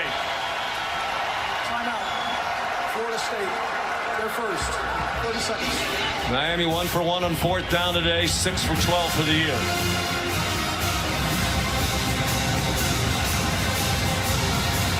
Here's Shannon Dawson here. The last few snaps defensively from Adam Fuller have been cover 2 man. Man-to-man all the way across underneath with 2 safeties up over the top. You got to find a route that can beat that right here. And usually, when you get cover 2 man, you want to work your slot receiver on an out-breaking route. Leverage by the defensive back in that coverage is going to be slightly inside leverage. So you got to look in the direction of Restrepo on an out-breaking route if they line up with the same coverage they've been in the last couple plays. Van Dyke's 2 out of 6 since coming in on this drive for 29 yards. Both completions to Colby Young. 4th down and 10. Van Dyke rolls away from pressure, in trouble. Just throws it up for grabs. It is intercepted. Jarian Jones picked it off.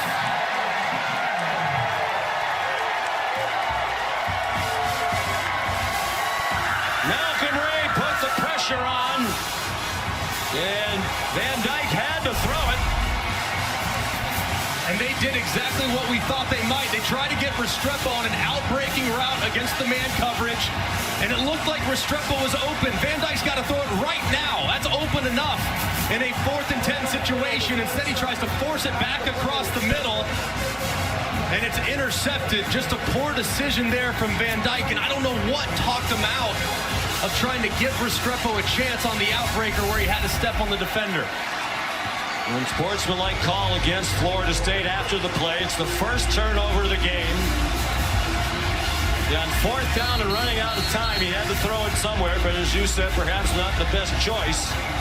And that has been a part of the numerous turnovers he's piled up in recent weeks. Bad decisions, and then when he's made the right decisions, he's just made some poor throws. Thrown into a very difficult situation. And Florida State is going to beat Miami for the 3rd year in a row. There is a flag down on the snap. Jordan Travis will become the first Florida State quarterback to win as a starter 3 years in a row against Miami, adding to his legacy. Legal substitution. Defense, 12 men on the field. 5-yard penalty. First down.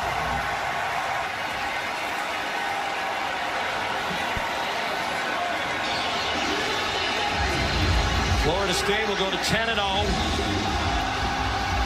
And it should be 11-0. They play North Alabama. No offense, North Alabama fans, next week here. And then a rivalry game at Florida in Gainesville to wrap up the regular season. Then the conference championship game, most likely against Louisville. The team they did not play in the regular season, and a very good Cardinal team that has one loss all year. They're excellent, and they're really good at the line of scrimmage, offensively and defensively. So if that's their opponent in the ACC title game, they get a win. We're marching back into the playoff for the first time in a while. Miami will not use its timeout. The ascension back to prominence continues under Mike Norvell. What a job he has done. And there will be many battles still to come between these two coaches. There's Molly with Coach Norvell. Coach, the interception to seal the win. What was it like watching that game-saving play in your shoes? No, I mean, it's huge. I mean, just to see our guys, they fight. You know, I mean, obviously tonight didn't go, all in our favor. A lot of adversity that showed up. Our guys continue to believe. They played for 60 minutes, and then they're at the end making a play that was necessary. You're so proud of our football team. I mean, this rivalry game, there's so much emotion. I mean, so much to everyone. And, you know, obviously it's just a huge game for our program. Proud of our players. A lot of momentum swings in this game. How did your running back Trey Benson spark you guys when you needed it most tonight? You know, they did a good job trying to clog up the run game, but you know, obviously being able to hit a big play. You know, Trey's a great player. You know, he's a wonderful job for us, and you know, we made a play when it was necessary. You're now 10-0. You beat Miami for the third straight year. What does that say about what you are building here in Tallahassee? I'm just so proud of our players. I mean, the work they put in, they sacrifice so much. I mean, we challenge them in every area, on the field, off the field, and all that they do to prepare them for times like this. Back-to-back 10-plus win seasons. Obviously, winning the last 3 against that opponent is big for us, and just so grateful for these players I get to coach. All right, congrats on the win. Go give Mila a hug from us, Coach. Yes, indeed. Go Noles.